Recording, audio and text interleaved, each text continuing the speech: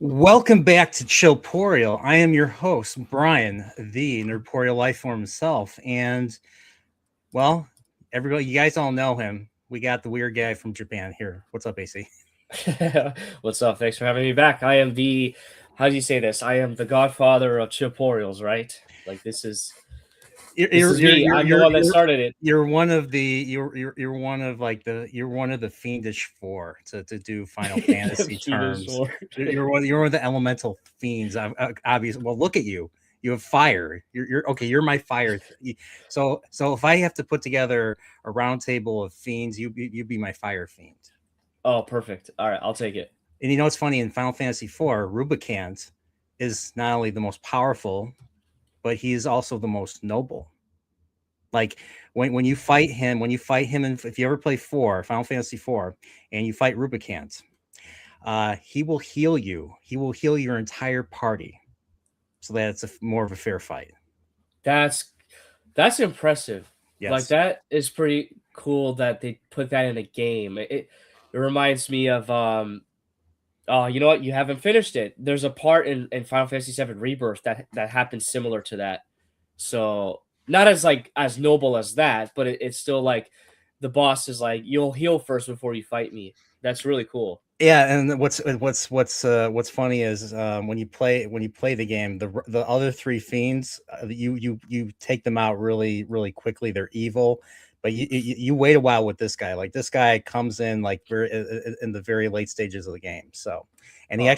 he actually, well, let's just say he learns from the others' mistakes, basically. So, but it's one of my favorites. I mean, if you like it, it's a Star Wars type of theme, or Star Wars type of story. You'll know when you see it. It's really Okay. awesome. It's so good.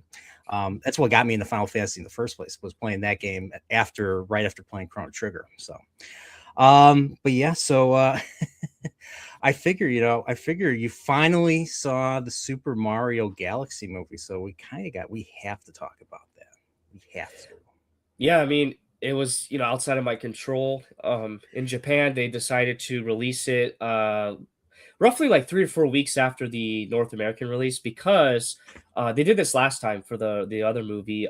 Golden Week starts actually now. Today's my Saturday, so from now until Wednesday, everybody's on a holiday. So that's like the perfect time to put seats or people in the seats in the theater. Hmm. So it did release last week, last Saturday or Friday, excuse me. But there was also a holiday on Wednesday as well. That's why I was streaming. So yeah. Okay. All right. And before we go any further, got a few people in the chat. We got William Richards, also known as Alex of the White Cloaks. He came by earlier, and then we have Dr. Gideon himself from Resident Evil Requiem. Salty, what's up? You would be part of my evil. So we're talking about roundtable of my guests that I always rotate on. Well, you'd be my evil mad scientist. I'm sorry, Salty. I I'm not gonna lie. Before Brian brought it up to me, I saw the resemblance. I was like, "This guy looks familiar." Then you told me about it. I was like, "Oh my goodness, that's not good." But Well, like you cause like everything that happens in the beginning of like Resident Evil. You're abducting people. There's a motorcycle fight. It's pretty cool. the final boss fight's pretty cool too. Yeah, and you're the final boss too. Yeah, Yeah. you morph into some monstrosity basically. So but yeah, so we'll be talking. We actually will be talking about that game later. But I figure we start with Mario, with the Mario Galaxy movie. So I honestly, so the one thing I rewatched it right before, right when I got home today. I like how the camera moves and really showcases the setting. Like it's like taking us on a tour, basically, Yeah. and we get to know like the geography of where we are. Now this is an animated film, but I like the fact that it takes us through it, but it just shows the layout. It just shows like the entire layout of the scenery, and I mean that was a big part of what I liked about it. What was just the camera work itself. Well, yeah, what's really cool too is it gives the studio like the chance to like really flex on all of their artists and their designers, like showing off like everything that's happening in the background of stuff, and, I haven't seen an Illumination film, like, after the Mario movie and before this Galaxy movie, so, like, the only one I can think of is, like, the Minions movies, but, I would have to go back and see, like, are they this detailed in these other movies? Because, yeah, like you said, this Mario Galaxy movie with the camera shots and, like, the world that they're trying to, show through all the design and everything is, like, I mean, it felt like a video game in a sense, right? Like, you get to see this, like, really beautiful, well thought out world. Yeah, it was really neat. I liked so speaking of Illumination, I don't think I've seen another Illumination film. Like I'm a little too old to have seen even heck Prophet gives Prophet, both Prophet and Kyle Dread Roberts, they both give me a lot of crap for not even seeing The Incredibles, and The Incredibles came out when I was in college.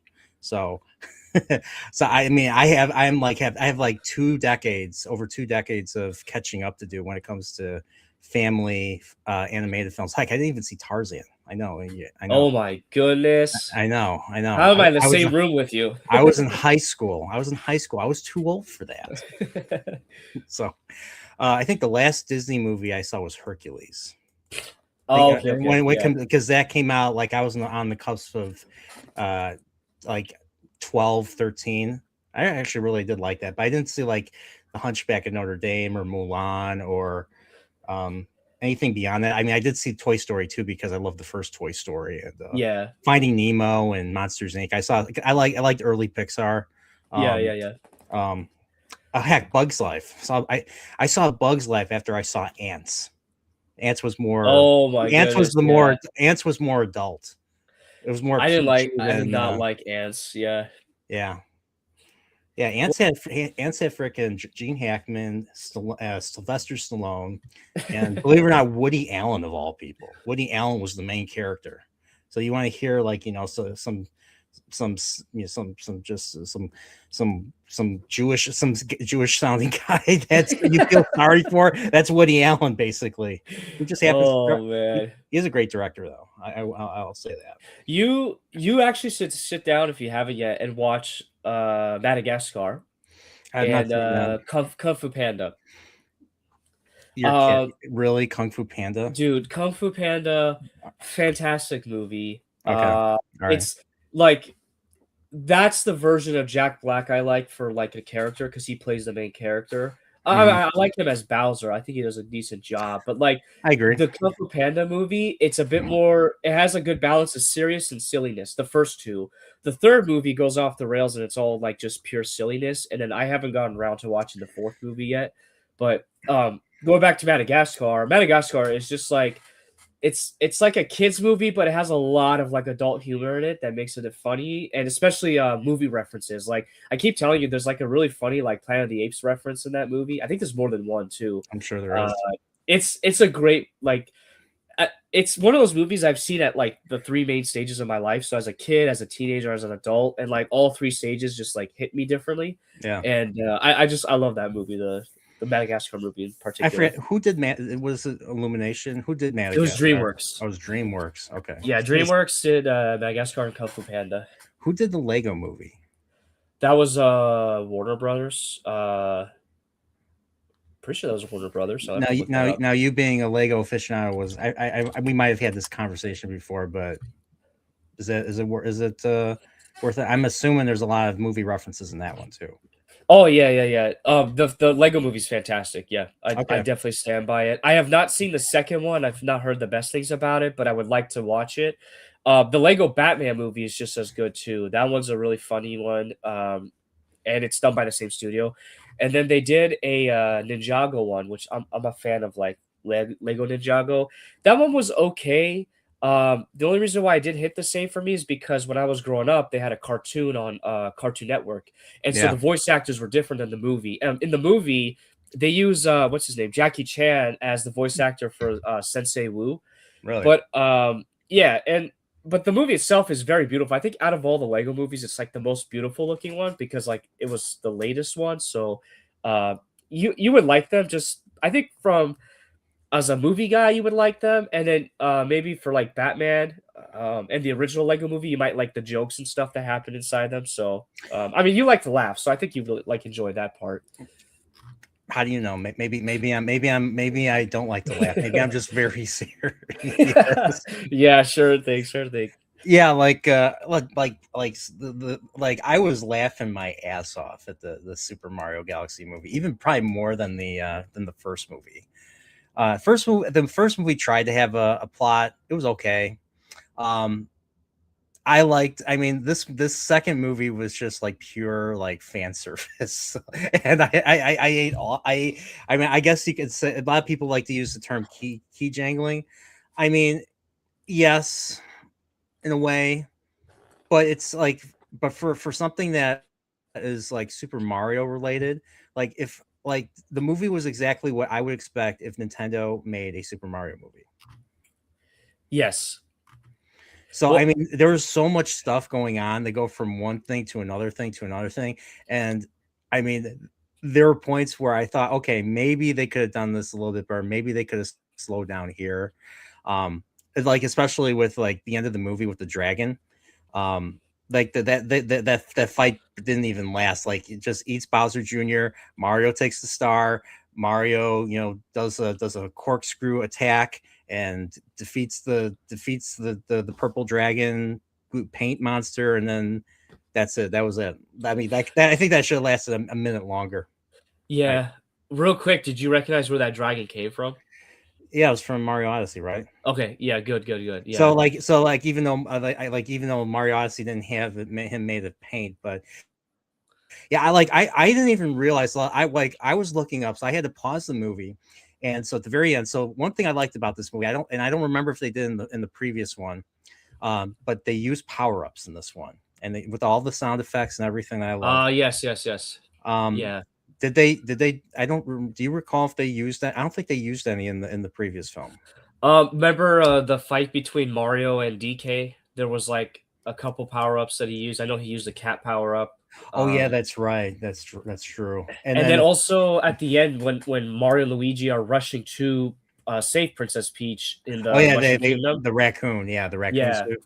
Oh yeah, that's right. Okay, so it was the fire flower. I don't think they used the fire flower in the last one. I I feel don't. like they did, but You would think they did because the fire flower is like the OG. Well, actually, I mean, for a Super Mario game, it's the OG power up. But yeah, for a Mario, if like he plays Mario, it's actually the hammer from Donkey Kong. But that's not that's important different. right Yeah, now. That's yeah. really not That's not important right important now. right now. That was funny. What's funny is, I was happy Donkey Kong wasn't in the movie because I didn't have to hear Oh Seth yes, Rogen, but me he too. but he was in the movie. Yeah. So I got a question for you. Okay, so they go to, I forget the name of the level in Super Mario Odyssey where it's basically Mexico, or it's the Day of the Dead, Dia Oh de yeah, yeah, yeah. Muertos and all that. But they go back to that level with the upside down floating pyramid. I think Yep.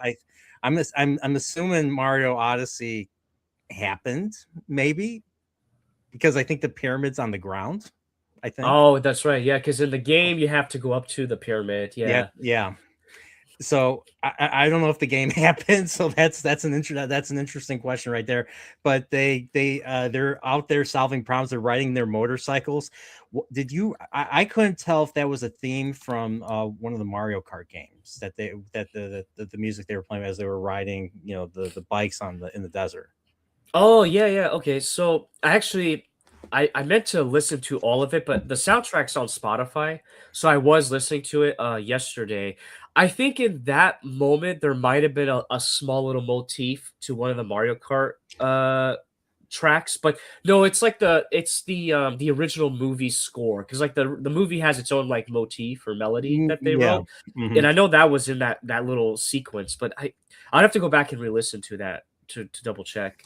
Okay, because I was just when it comes to Mario Kart, I'm a little less well, I'm not as versed Familiar? because I haven't played much since I've only played to death the first two, obviously, but Yeah. we already know that. Everyone who's been here knows that. So um So by the way, I do have to play more Mario Kart World. So I only played the Mushroom Cup so far. So, um, but yeah, going back. So they're basically doing assignments, and they hear this growling from the pyramid, upside down pyramid, and so for like a minute, it becomes like a scary, spooky movie, Yeah. especially for Luigi. So I'm like, okay, here they're obviously saying Luigi's like, I don't want to be that scared guy. I don't want to be that scared guy. I'm like, they're obviously setting up a Luigi's Mansion. I mean, even I think even the first movie, like, yeah, they're setting up a Luigi's Mansion movie. They have to. Well, here's the question: do you think they'll do a Luigi's Mansion movie with Yoshi with him because of like we saw throughout this whole movie how him and Yoshi are like basically like buddies throughout the whole movie? I So do you like think that. they'll? I like that too. So do you think they'll put Yoshi in the Luigi's Mansion movie and they'll be together doing it, or Um, Possibly, or maybe instead of Mario, maybe it's Yoshi. They'll be abducted by King Boo, huh? Okay, yeah, yeah, yeah, and so Luigi has to, has to, pull all of his courage together in order to rescue him, and something like that. And then, of course, so Yoshi would be stuck. Probably, I forget. In the first one, I think Mario is trapped in a painting, so I think it'd be the same thing. I have to admit something. I have not actually played the Luigi Mansion games. Um, I like the first one. Actually, I really like. The second one was more stage based, so there was constant interruptions by Professor Egad. It was still fun to play. It was still fun to play. It was well designed, but it just wasn't like, now three kind of returns to form, and you don't get all the interruptions. Like, you go into a room, solve the puzzle, go to the next room, or go to the next. Each floor is basically a world or something to beat Yeah, and all that. I don't know. I found three boring, so I DNF'd it. So, um, I have to sit down and play through those games still. yeah, So I have to replay the first game. I forget if it came out. I know it came out on the it's on Switch too. 3DS. Is it on Switch too? Because I know it came out on the 3DS. No, you're no the 3DS is number two. Well, didn't they? I thought they did a like a re-release on the 3DS of N- the original game. no, you're thinking of they did a re-release of number two for the Switch. Yeah, they did. They did a re-release of number two for the Switch, but I know they did a re-release of the first one. I think for the 3DS. I'm gonna Because check that right now, but I so think I'll, that might I'll not be true. yeah, okay, well, you're the guy. So, but yeah, so we meet Yoshi, and Oh, I loved Yoshi throughout this movie. What's up? you're right. I am so sorry. I humbly apologize to the Almighty Judge Poriel. So Yeah, yeah, yeah, there was a involved. remake of well, not like a remaster or whatever. No, they call it a remake actually for the 3DS of the original game. Yeah, Anyways. yeah. I mean, I do still pay attention. I do still. I My mean, bad, my bad. no, it's fine. It's fine. I don't care. But I loved Yoshi. So they find Yoshi. So they're going through the cave. They're playing the da da da da da da. The underworld thing, Underground, yeah. very very very slowly. To give it that creepy feeling. And then they go it becomes like a little bit of a horror, like, oh, they unlock some, who's this creature that feels corner. It's Yoshi. Then also he just comes out, he's like Yoshi, and then he instantly becomes their friend. And Exactly, people were yep. complaining about that. I'm like, it's Yoshi. Yoshi's like your best, like Yoshi's basically, like the horse buddy or the dog The buddy, loyal dog, the yeah. loyal dog buddy, except Mario rides him and punches him in the back of the head. I'll be honest, I I think I was traumatized when I first learned that, when I first took a good look at what Mario was doing to Yoshi in Super Mario World. Like, I always thought he was just like patting him on the head, but now he's punching him. He's Oh punching him my in the goodness. head. Yes, I'm like, Well, Miyamoto, so what are you doing? to kind of piggyback what you just said, like when you play Super Mario World and you find Yoshi in the block, there's no like exchange of conversation with him. There's no like, hey, can you There help is a me or you there help there me? is a conversation. He does talk to you Well, when you first get him in level two. right, but it's not like this whole like exposition dump of like why he's helping you that people I guess expected with this movie. So Yeah, he in Mario World, he says, "Hey, Bowser stole he not only kidnapped your girl, but he kidnapped my friends. And so each of the seven castles in Super Mario World, you rescue one of the Yoshis. Yes. So there was so yeah, so Yoshi had a reason to help you, but I like Yoshi. It just it was I liked how he grew up really quick. Like you didn't even really see him as a baby. So here's a little bit of an issue. So he's already an adult, and he's walking through New York. He's walking through Brooklyn like he's a normal person. Yeah, yeah. And I was that based off of a movie? I don't know if that was referencing a movie. It Uh, had to have been. Especially with that style, like you just see the back of him. He's walking through like different places and all that, and all of a sudden he walks into the museum, and then he knocks over the T-Rex, and then the T-Rex display, and then all of a sudden they're all after him. He has to run back into the sewer and get back out of get out of New York City, or sorry, Yep. Brooklyn. So yeah, and he was telling the story, but they didn't. The funny thing was they didn't understand anything. It was only we, the audience, understood Yeah, that. yeah, yeah, yeah. He's like, well, I guess So we'll never know. I guess we'll never know. So yeah, I was because all he says is Yoshi in the whole movie. exactly, yeah. I know I guess it wouldn't have worked anyways, but I was really waiting for a Mama Luigi reference, but they never dropped it. So, Mama Luigi uh, reference. oh come on, I, Mister I'm. I guess I'm. Super Mario Brothers I Super guess. Show. Oh, it's been a while. Okay, okay. That's like one of the very. That's like the only because it's not the same show. I know that you explained that to me, but the Super Mario World show or whatever. That's Yeah. the only episode I vividly remember is the like when they find Luigi and they're talking about it and like Mama or not when they find Yoshi and he calls him Mama Luigi. Just Oh, I'll have to watch that. It's been a while since it's I've so done funny that. that whole episode. Yeah, yeah. In that show, Yoshi talks like normally. So here's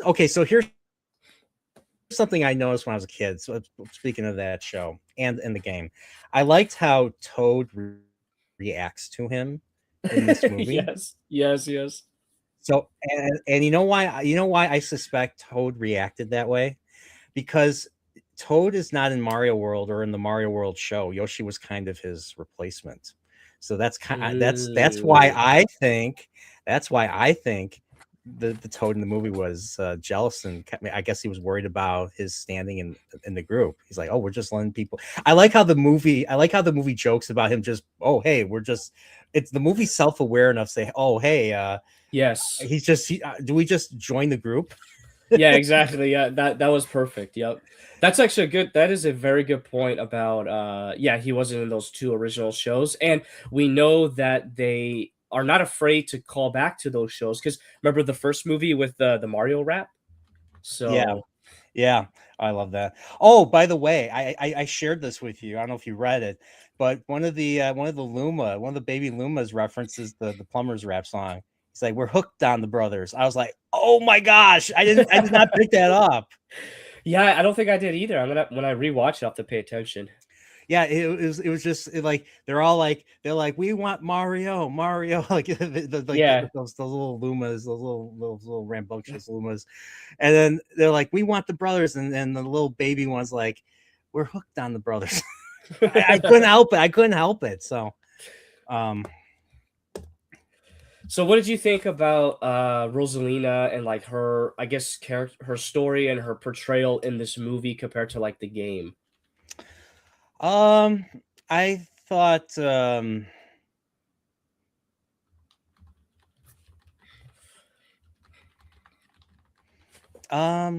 that's a good question. I don't know. Um,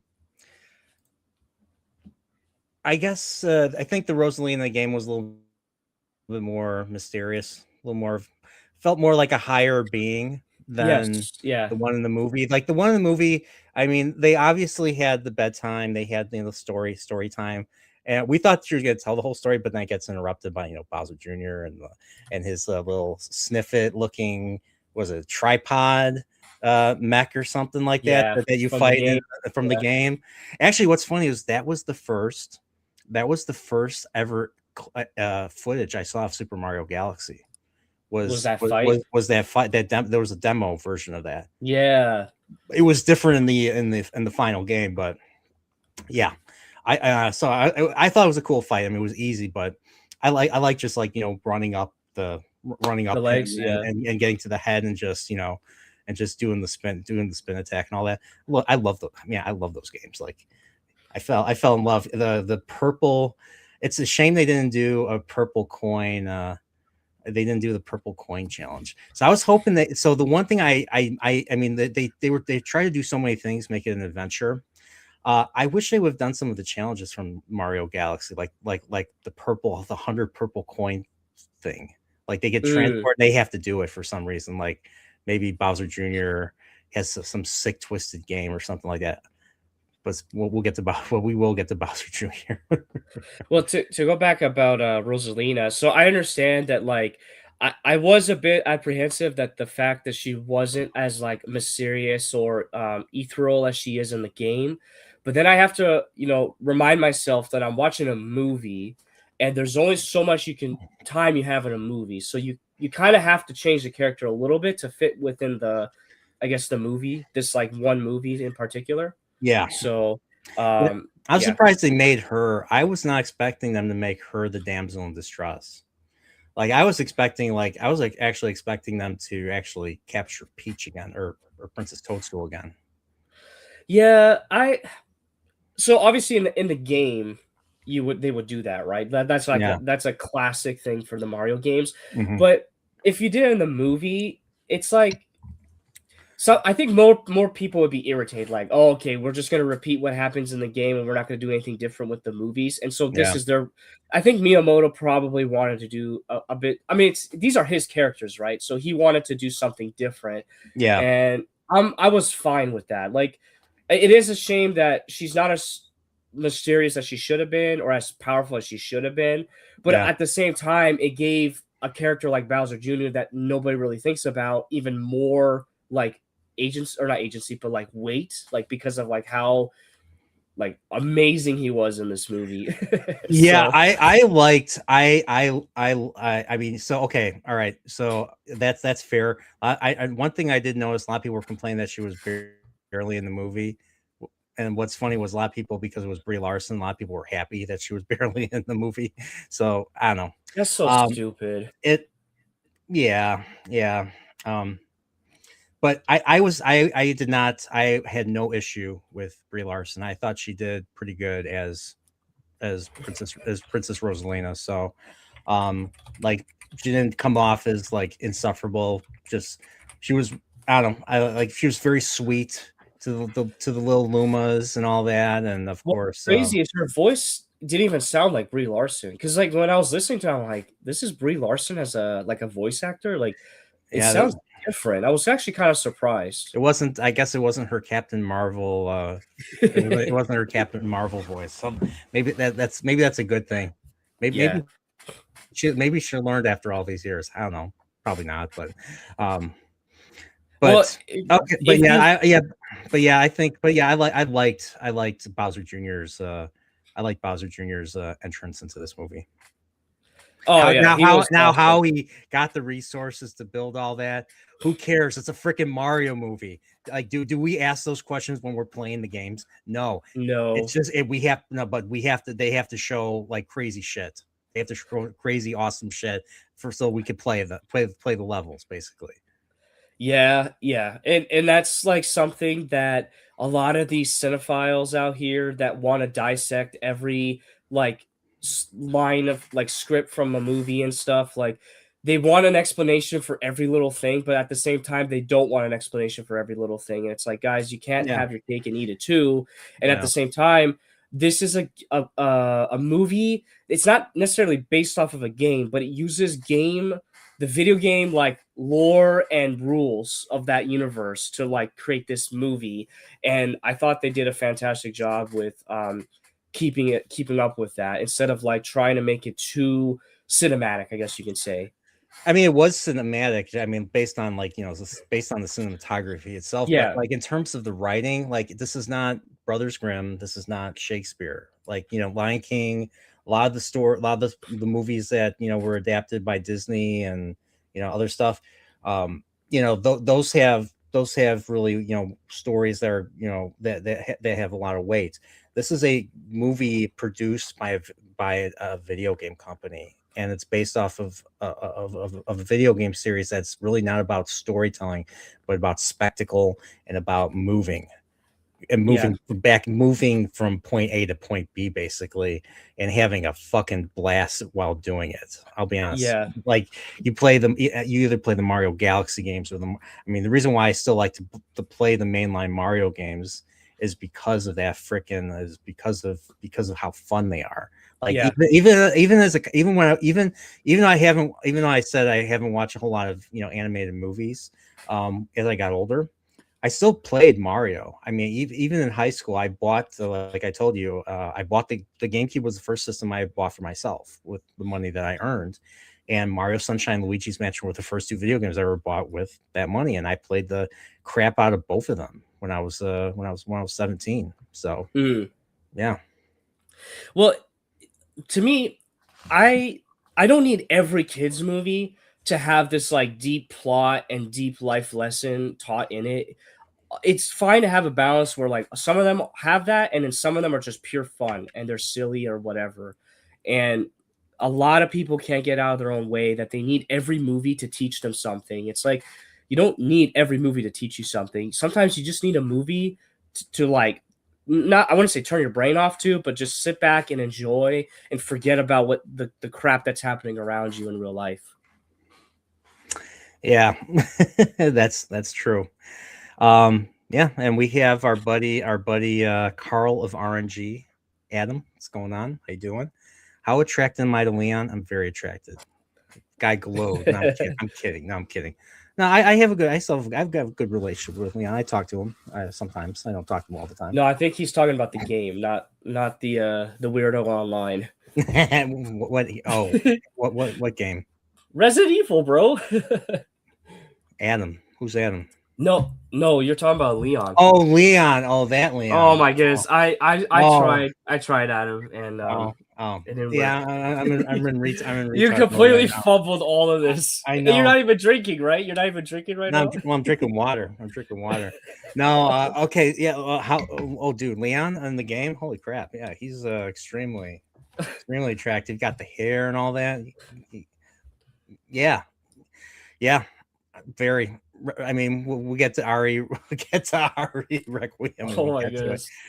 I'll be honest. Like I was. I mean, well, if he. I mean, he doesn't. I mean, I think he looks. I think he looks. I think he looks about right. He's only in his He's only in his late 40s because Resident Evil 2 takes place in 1998, and he was 22 or 21, I think. I think he was 21. Hmm. I think he was 21, so he would be in 2020. What was it, 2026? So he'd Yeah, be 49, I think, or 50. yeah. So yeah, he'd be roughly be there. So yeah, yeah. Well, going back to the Mario Yeah, Galaxy pardon movie, here. um, yeah. So the way that Bowser Jr. comes in and like kind of explaining stuff or like doing things and whatnot, and I really liked how he was like bad, but bad guy, but he was bad guy because of like his dad and trying to like impress his dad or like do the promise that him and his dad made, which I thought that whole sequence was like really cute. The puppet theater. I did. I loved it too. I I thought it was a know. wonderful scene. And I'm not even a parent, and I thought it was I'm not even married, and I thought it was a wonderful scene. Like I know I think I had a few tears watching it. It it was shows very you wholesome. it shows you a very different side of Bowser. And I mean, even Bowser had his little arc, like and the movie he was the big bad. Um, and then of course he gets shrunk, and he's been the prisoner. I like how throughout the beginning, his introduction, he's doing what is that painting, like you're just like you're like spurging at the painting, and you're just throwing buckets of it. It's like a I forget what they impressionist call it. or Yeah. whatever. Yeah, just being ridiculous about it. And I like how he's trying to convince Mario. It's like I've changed. I'm better now, Yeah, but I still have my demon. I still have my demons. And he's just like, I don't know. It's like he's like going all Joe Pesci from Goodfellas. Just the mood swings because yeah, Mario's not budget. I like how Luigi is like the Luigi's the good cop and Mario's the bad cop, and that's yeah, just yeah, right yeah. too. But I kind of I like it personally. If it feels earned, I like it when there is I'm a sucker for redemption. I'm also a sucker for reconciliation because of just the because of the things in my life. Reconciliation is one of those themes that just makes just melts my heart. And so it was close. It was close, you know. I like the fact that, especially, I know we're skipping to the end of the movie. I like the fact that Mario was willing to put aside his issues with Bowser and Bowser Jr. to save Bowser Jr. from the dragon. I thought I did like that. Well, Um, that's true heroism right there. yes, exactly. Yeah, And which people somehow missed. I don't know how they missed that. yeah, I know. Yeah, it's like you can't just. I mean, like people are watching it, they're annoyed or they're bored because they don't really connect with it. I've tried to explain it to a few people. I'm like, you just had to be there. You had to play the games. You know, this is a movie that is produced by a video game company, and this is Nintendo of all people. This is not Capcom or anybody. This is Nintendo producing this. This is what you're going to get from Nintendo.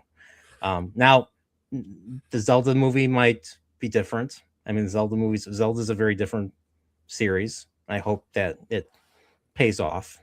I hope it's good. I do plan Yeah. to see it when it comes out next year.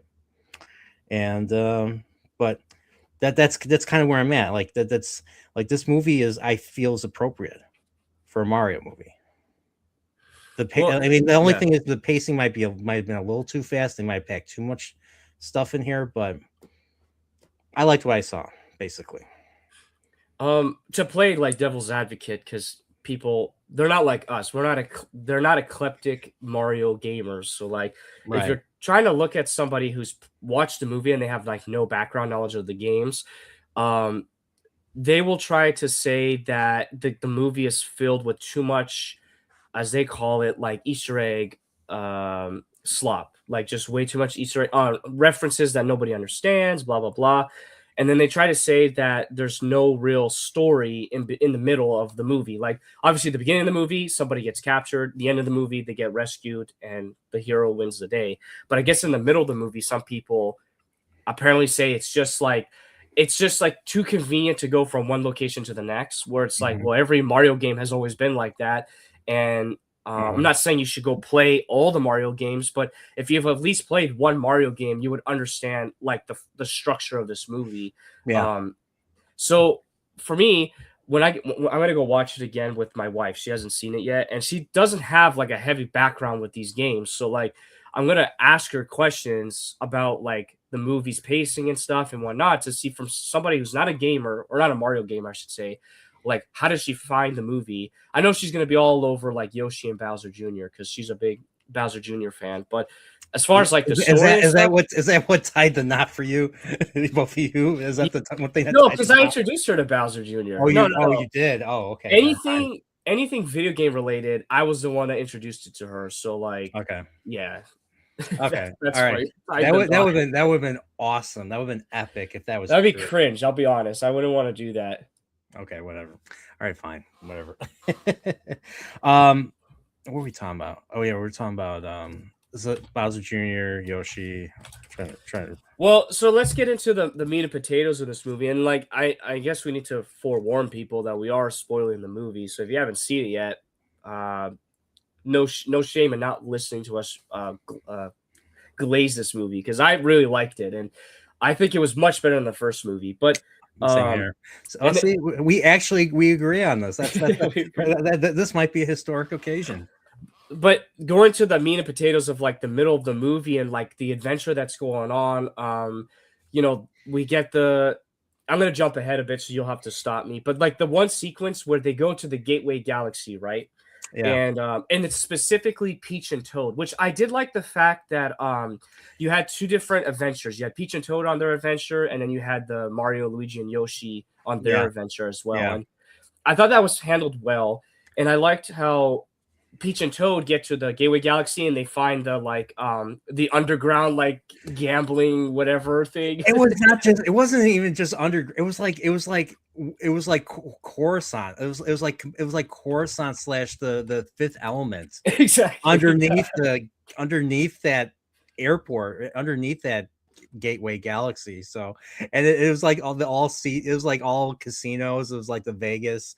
Everybody was giving them giving Toad and Peach dirty looks and all that. And then that's where they encounter Warts and his minions basically. And I don't know if you saw it, but I saw I saw the Easter. I mean, they weren't just Easter eggs. Mauser was in it. Mauser, Yes, from Super Mario Brothers USA. also known as Super Mario 2. And also he was in the Super Show. He was Bowser. He was King Koopa's lackey in that old show. But he was there. Claw Grips was the crab dude. Yep. He was the World 5 boss in Mario 2. And he was only in Mario 2. He was not in Mario USA. Mario USA was the third Mauser. Yeah. So you fight Mauser 3 times in your version, in the Mario USA version. Actually, or was it Doki Doki Panic? I have to look it up. Hold on. Actually, no. I think Mario USA and Mario 2 are the same thing. I'm thinking Doki Doki Panic, which was what Mario 2 was basically. They basically adapted that game to be Mario 2. They painted the Mario characters over these other characters. It was a mom, dad, and a son and daughter. Basically, it was a family. So okay, but yeah, so Claw Grips was the World 5 boss. You know who was missing though?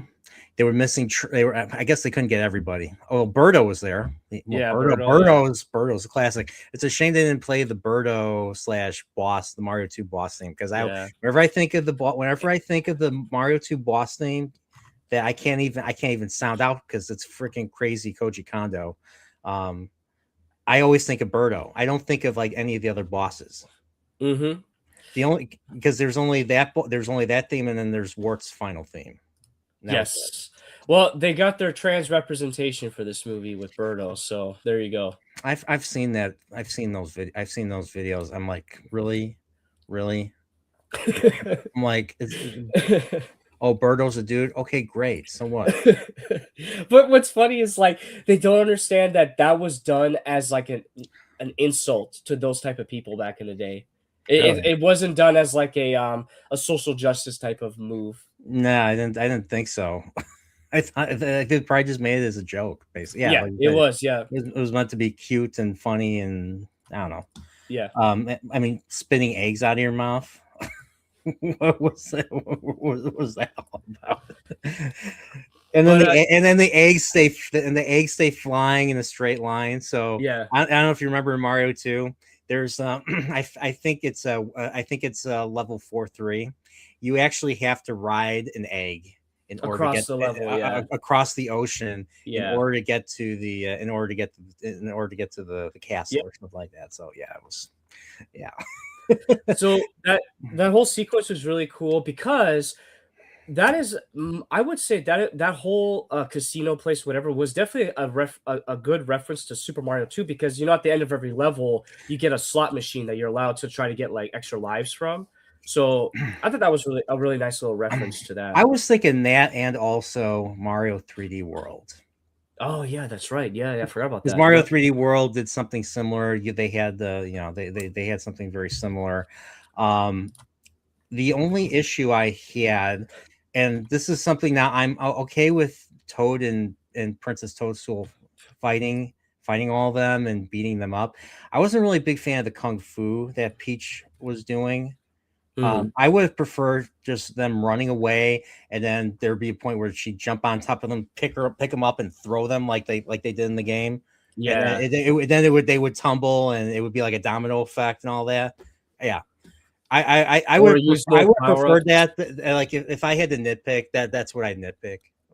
I thought, yeah, I will say, I thought it was a bit ridiculous the amount of ninjas that were coming out of the woodwork to attack them. Like they went all out. They're like, you know what? We're gonna flex our animation and simulation capabilities with this video. So let's just like throw all the ninjas at her and Toad and see what happens. What's up? What's up, Alan? Yeah, the movie. If you played the games, the movies are a lot of fun. Like it opened up a lot of memories for me, and it was actually a lot of fun. It was funny. It was funny at points. Like, hey, where did Peach go, Rob? She went over the.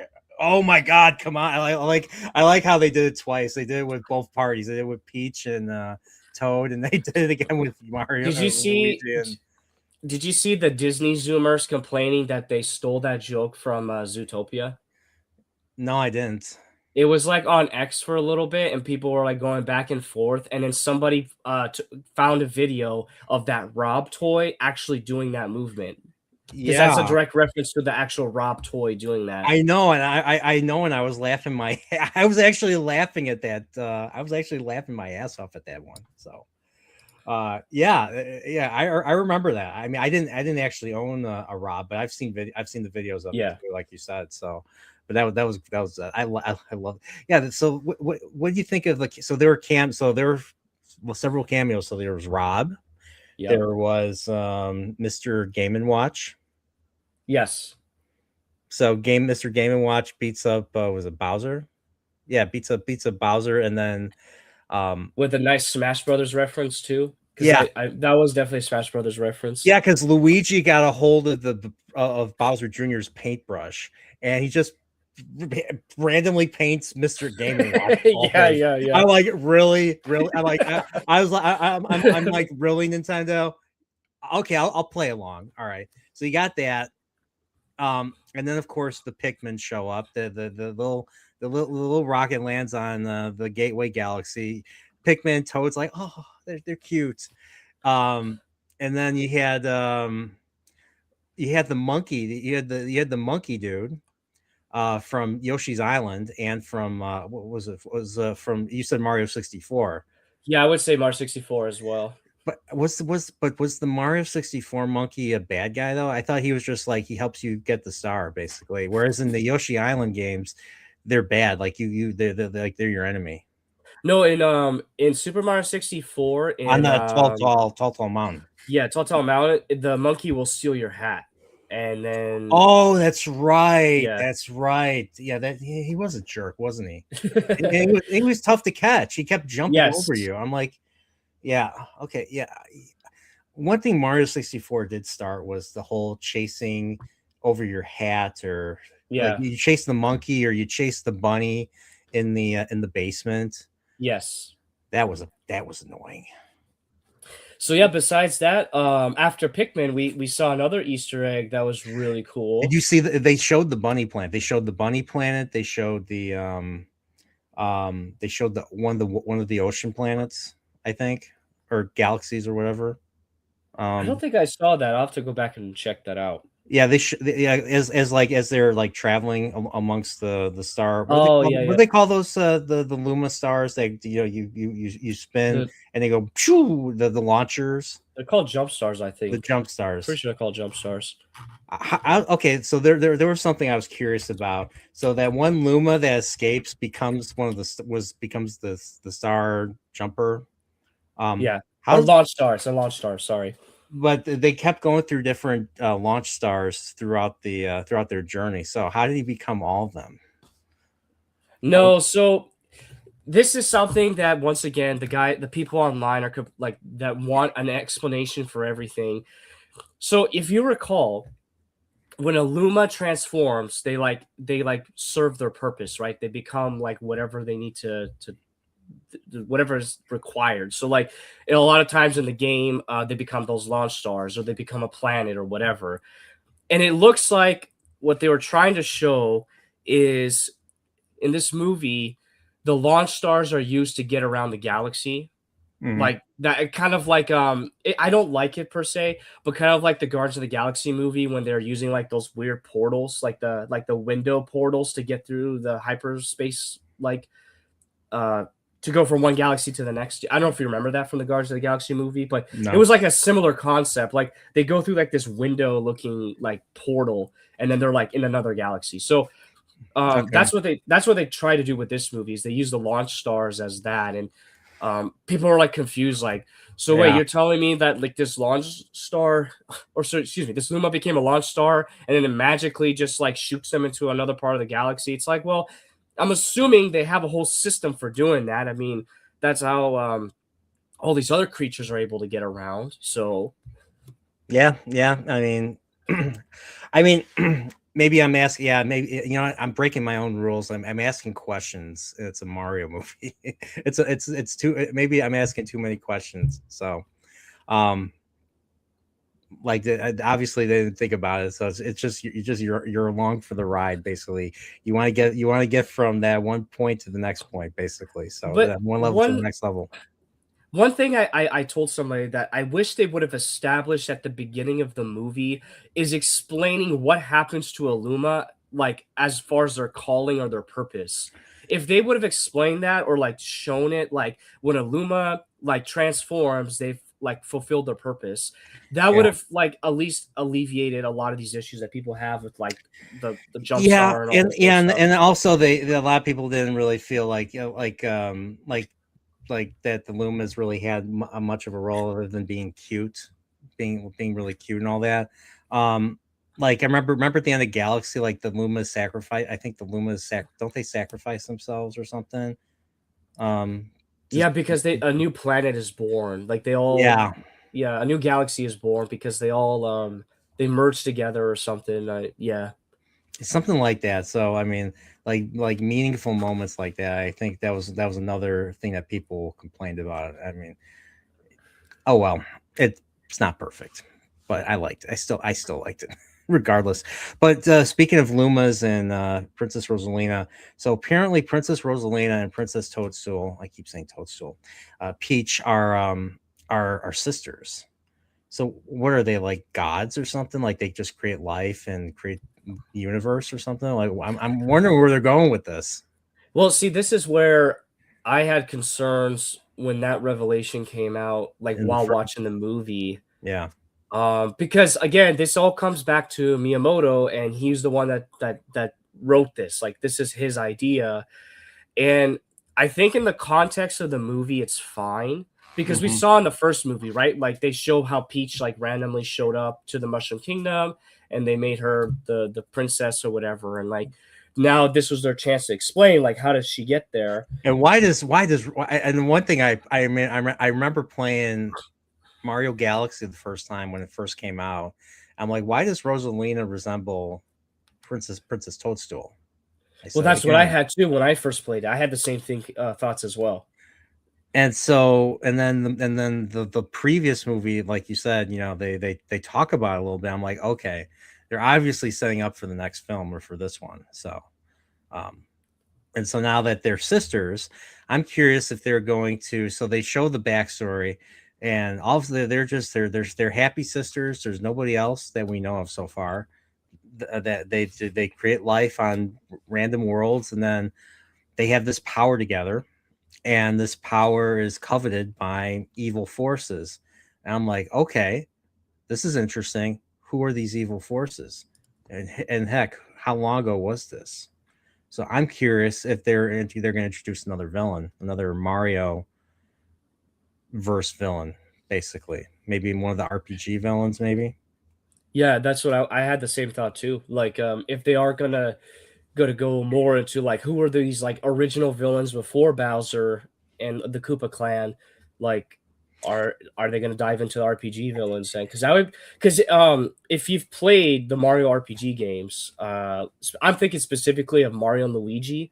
There are some like actual dark forces like in the Mushroom Kingdom universe. Like Bowser's like, I wouldn't say he's a dark force. He's just a clan, a guy with a clan that's trying to take over. But there's legit like dark forces. He's basically a misunderstood bully, I guess. He's a bully. He's not someone you want to see dead or something like that. You know, you defeat him and then he comes back basically. Yeah. Like I would have an issue if he, if they did that to him.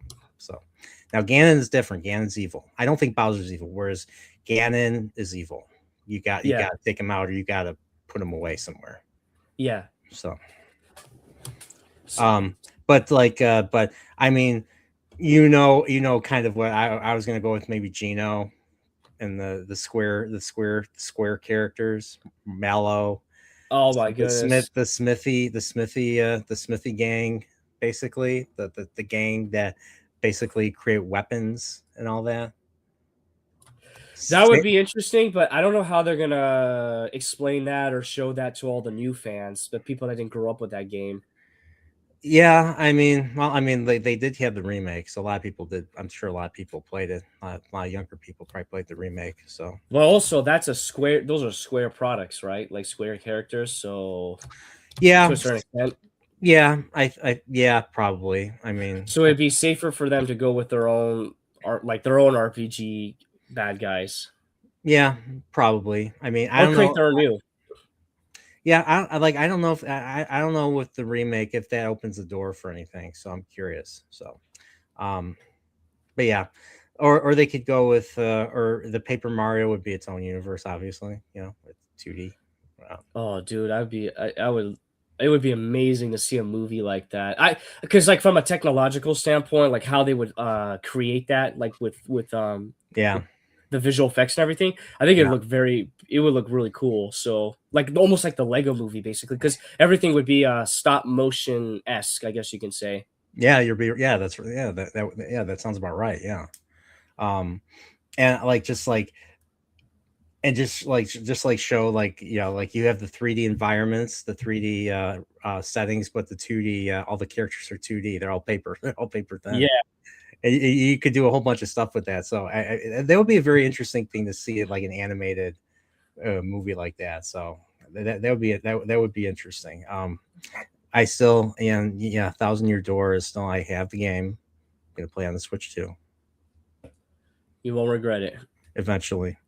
But I think I'm gonna play Rebirth. I think I'm gonna play Rebirth first before that. Well, you need to, because part 3 is coming out here soon. So really, I don't think part 3 is gonna be out for another couple years. No, it's coming out. The prediction is it's coming out on the 30th anniversary of FF7, which would be January to February to March of next year. Because the director has talked about it recently on the internet that the game is in a playable state and they're polishing it up right now and they're preparing the marketing for it. I forget.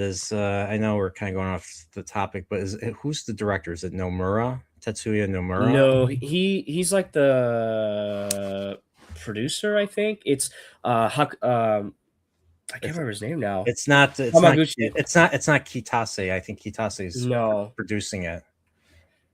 I'll look it up right now. It's Hamaguchi. Naoki Hamaguchi. Hamaguchi. Okay. He's relatively like newer. He was part of like to like 2000s Square. I think like maybe even a little bit more recent, like because he was apparently he was a programmer for Final Fantasy 13. So and that came out back in 2010. So around the time, yeah. All right, so 2010, so roughly the 2010s. Okay, so he's not part of that. Like he's not like Sakaguchi or Kitase or even Nomura, the old crew, like they're like like those guys. Those guys were 80s, 90s. Sakaguchi was 80s. So, saw a random picture of him. He was at IKEA in Japan with his grandson. That was one of those random Japanese posts I've been seeing quite a bit of lately. I was like, wait a minute, I know. I was like, hey, I know that guy. I recognize that guy. So yeah. But yeah, going back to Mario, like, so I'm curious, like where that whole evil forces is going to lead to. I do want to see like an epic like Mario like RPG type of situation where they have to get like everybody involved to fight like this epic battle, against the forces from outside the galaxy or outside our sphere or something, even though we already kind of did with Mario Galaxy, but something even bigger. So No, yeah, the natural evolution for this third movie would be to pull from that. Now they could even create a whole new villain, which I'd be perfectly fine with. Like, but it has to be somebody outside of the Koopa clan and like a legit like dark force to like come some in. like someone that would basically hijack like Bowser's role to the point where like in the Mario RPG, like he is complaining about his role um being being usurped by somebody else. Exactly, yeah. I mean, that's what made me fell in love with Mario RPG as a kid was that whole subversion. Like I was expecting like based on the way the box art looked, the American box art looked. I was expecting Bowser to be the main villain, like typically, because I mean I was a kid and every Yeah. Mario game had Bowser as the villain.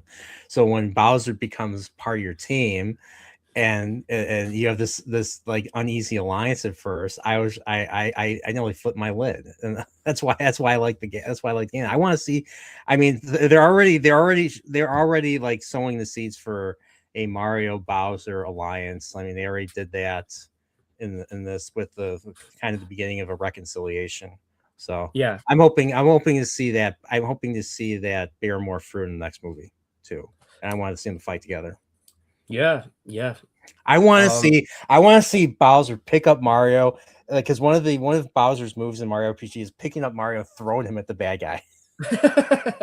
yes. Yeah, I want to see that. I want to see that in live. I want to see that in the next movie. So, um, but Should we talk about the biggest crazy thing to happen in the movie? yeah, the thing that I mean, it was I was okay with it. I wasn't like purely impressed, but I want to see what they do with Star Fox. Yeah. Yeah, so it's a shame that it was a shame that it was leaked, like some footage of it was leaked. And then Nintendo came out in front of it and just announced it that was who was in the movie because I would have now I'll let you know how it goes. I did not tell my wife anything about this movie, so she has no idea that Star Fox is in the movie. She's aware of Star Fox because I've like talked to her about it, Yeah. and she's seen me play it. So I'm very curious to see her reaction, like when she's like, "Whoa, who is this?" Like, or like, "Why is he in this movie?" and all that. Because I that would have been amazing, man. In a perfect world, if there was no stupid leakers and anything, that like people go in Yeah. the movie theater and then the next day you hear about it, you're like, "Oh my goodness, what?" Yeah, so that would have that I think that would have knocked everybody's socks off if that wasn't leaked. There's been so many points where like one of the Halloween movies. I know you don't like horror, but there was like between learning about characters like IGN reporting characters appearing in shows. I'm like, why are you spoiling this? Like yeah. why are studios spoiling this? And then trailers are revealing too much, like horror, like the one of the Halloween movies. They showed a sequence that would have made me piss my pants if I didn't know about it. Yeah. And I mean, because I watched the trailer, I knew what was going to happen when I actually saw the movie. So I Well, mean, this is why, personally, when it comes to things that I really want to watch, I avoid all the media around it. Like, I don't know how I did it, but when it came to Rebirth, I avoided a year's worth of videos, media, marketing, everything about it. So when I went into that game, I didn't know what I was walking into, and I was just blown away by it. because you didn't get you because you didn't have a PlayStation, right? That's why you had to wait Yes, I for didn't have a Rebirth. PlayStation, and I figured it was going to come out on PC, and then sure enough, it did like a year later. Yeah. Okay. All right. That makes sense. Wow. That's crazy. That's a crazy commitment right there. So Well, it kind of helped that Like If when did if it if, become a if any of you guys actually had the honor of meeting AC, like commitment is like his middle name.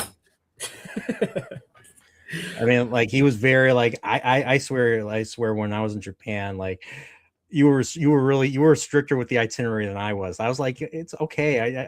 I'm just here to live in the moment. And you're like, no, we have to do this on time. So yeah, but time is money? time is money. So, but yeah, what were you saying? uh the rebirth thing is not really relevant, but going back to the Star Fox thing, man, I was thrilled to see it, and I thought it was really funny how they did the backstory for him and like that 80s like what's it called, something wave, something synth wave style like art and the music and So do you think that was basically I when I saw that I was like, okay, they're teasing us with a Star Fox project, and that's how the Star Fox project's going to look. if that's how it's gonna look, I'm really excited then because I thought it looked very.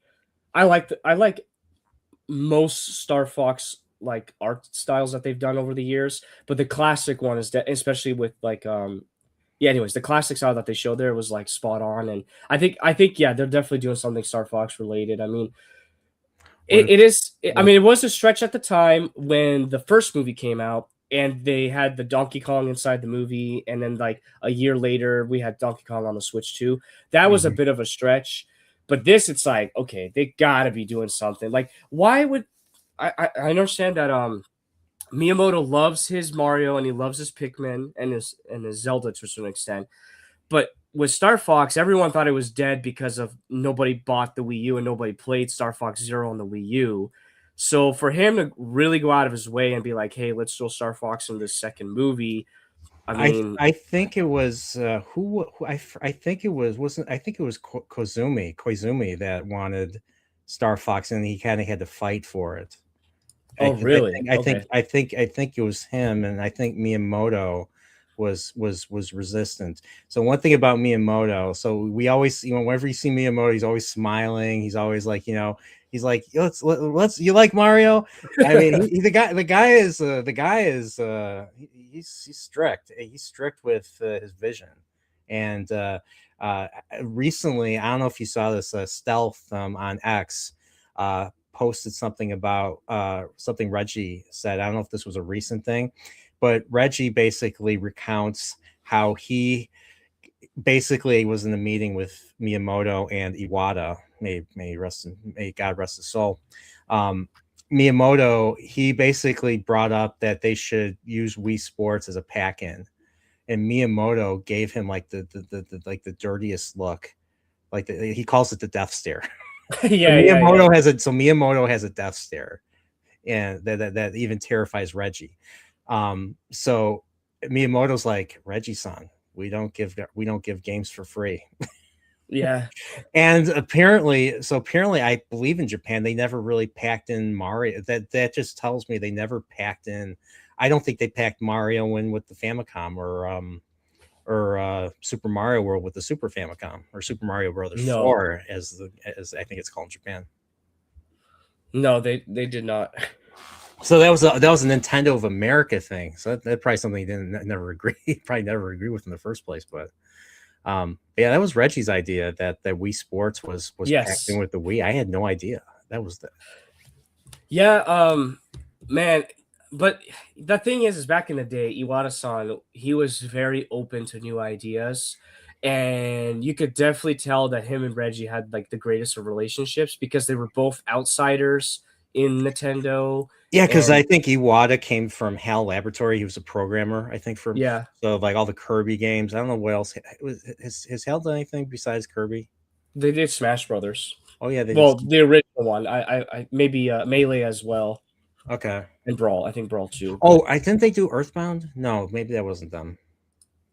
I'll look it up while you talk. Yeah, I don't remember. I remember like I forget the one comedian that writes all the Earthbound. I don't know, but I don't know who developed.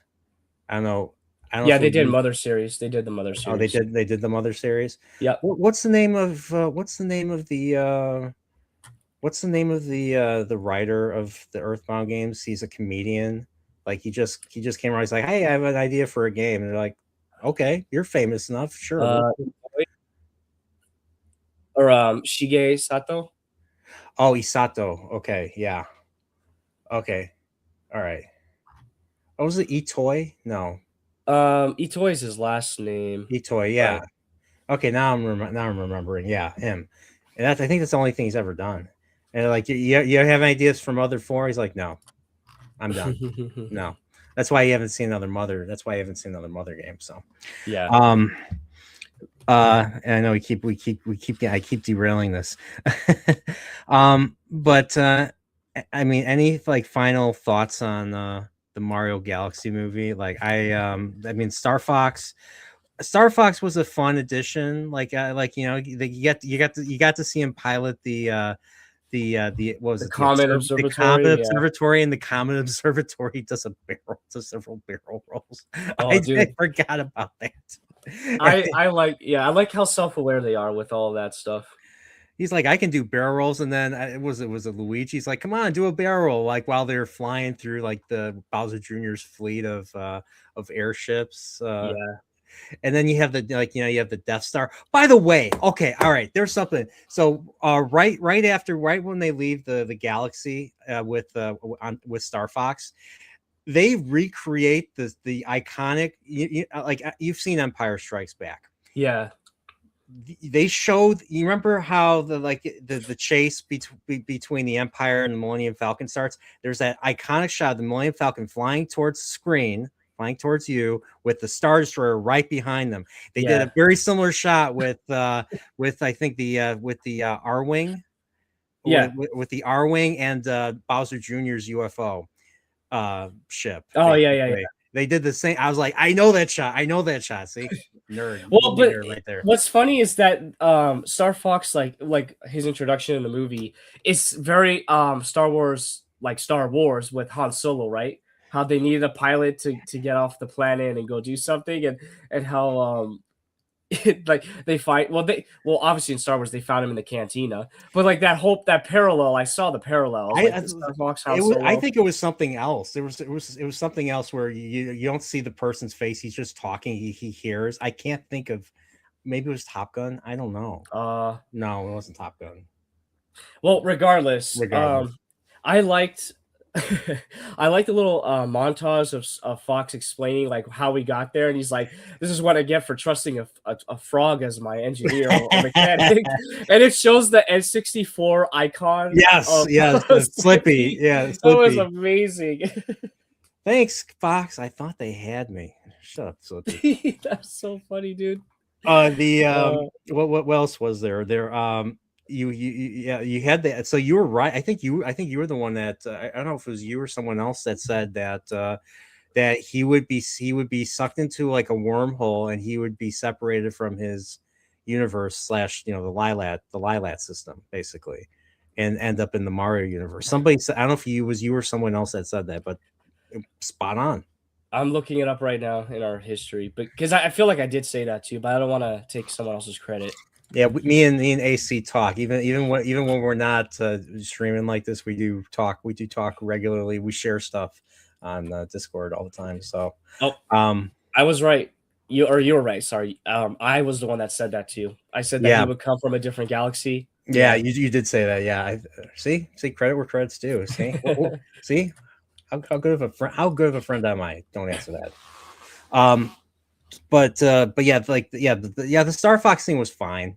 I mean, it was cool. I don't think we'll see him again though in anything Mario related. No, if anything, it'll be like a. Actually, no, we won't because he went back to his own galaxy. But I think we'll see. I'm to wrap it up. I'm very excited to see a future Star Fox project. I really hope that's what they're doing right now, Yes. and I think it's high time that a game like that comes to the Switch. It'll be perfect, even if it's like. I'm not like the biggest fan of Star Fox 64, but if it's in that style, I would definitely go out there to support it because this franchise needs to come back, or the series needs to come back. I mean, when did Star Fox Zero come out? 2015, 2016. 2016. It's been a decade now. Yes. So yeah, Yeah. I think you're right. Um, so I think you're right. And oh yeah, And speaking of Star Fox, so the reason why they crash. So we didn't even talk about the reason why they crash in the first place. They're their low point in the movie because Bowser so Bowser is conflicted. So I'm loving how he's conflicted. So Bowser Jr. was like, I'm gonna take out those plumbers, we're gonna kill them. Yeah. And Bowser's like, I I kind of got to know them. Yeah, I, yeah, yeah. so can you not like like because he was gonna take like the bullet bill stuff and blow them up. Yeah, yeah, He's yeah. like, no. He's like, no, and he's like, I okay. He's like, I got a better idea. So Bowser Jr. takes out this gun. He's like, what does that do? He's like, and then he shoots Mario and Luigi, and they turn the baby Mario and baby Luigi. Yes. He's like, oh, they turn the babies, yes. And he's like, yeah, he's like, yes, and that's where I think that's where his evil kind of comes back. He's like, oh, I can do this. I can get away with this without a guilty conscience. And the little Mario and Luigi basically ruin. They're so rambunctious that they mess with the controls and they crash because of it. Yeah. And then they keep getting in trouble when they're on the planet. Like Toad's trying to babysit them, and they encounter the Tyrannosaurus from Mario Odyssey. Yep. And then Toad's freaking out, and then Yoshi is all of a sudden like Yoshi ruins it by screaming Yoshi, and then wakes up the T-Rex, and then there's this big chase, and yeah, and then they fall, and then I thought it was fun. I thought that whole segment was fun. I was disappointed that that Mario and Luigi didn't go into a bubble and start screaming really loud. That would have been a nice Yoshi's Island reference. Yeah. Um but the I thought it was funny. So the baby gun on the T-Rex, and the T-Rex turns into, I think it was the Rex character, or the Rex character from Super Mario World or something Oh, like the that. TV show, yeah. Not the TV show, the game, with but obviously not the right color. It was Oh, yeah, yeah. I think it was the same thing. I think. You know what I'm That talking about, right? World 1, Yoshi's Island. You had in the first in World Yoshi's Island 1 in Super Mario World, you had the Rexes. You had to hit them twice. Like if you hit them once and they're compressed, they keep moving. Oh, those ones. Yes, I know what you're Yeah. talking about. Yeah, yeah, yeah, yeah. Yeah, I'm thinking that's them, but I could be wrong. So, I like how the gun that was used is like an altered color of the super scope. Did you notice that? oh, is that what that was? No, It was a super scope, shit. yeah. It was a That super was scope. Yep. I've never used a super scope. Yeah. It's an interesting piece of hardware. Oh, you've used one? I've not. Yeah, I've never had one. I've never had that. I've never had a virtual one. Mm. Those are the two things from Nintendo I've never had. So I'm not a total Nintendo nerd, no matter. So no matter what everybody says. I've used the Dance Dance Revolution pad for the GameCube. Really? You know about that game, the Mario DDR game? Yep. Never played it, but yep, I played DDR I played. I mean, if you ever come back to US, I wonder if Nickel City's still open out here in Chicago. I mean, it's nowhere near as it's nowhere near.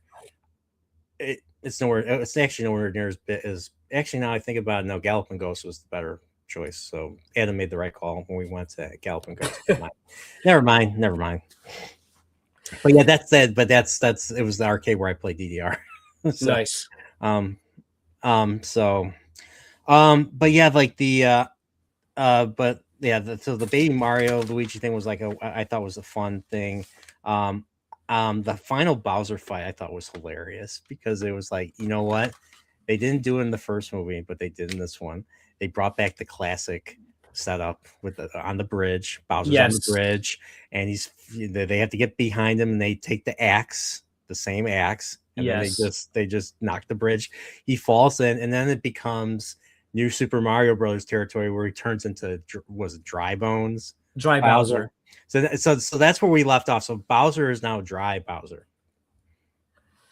It's gonna be really interesting to see how they bring him back to like normal Bowser. Well, I Like, mean, it's obviously going to be Kamek.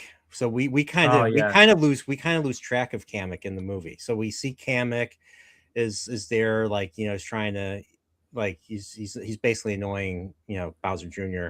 But I think we lose track of him. So I think he's gonna come back, and he's gonna free, he's gonna free them from that prison. I like how I like that ending where they're in the prison, and the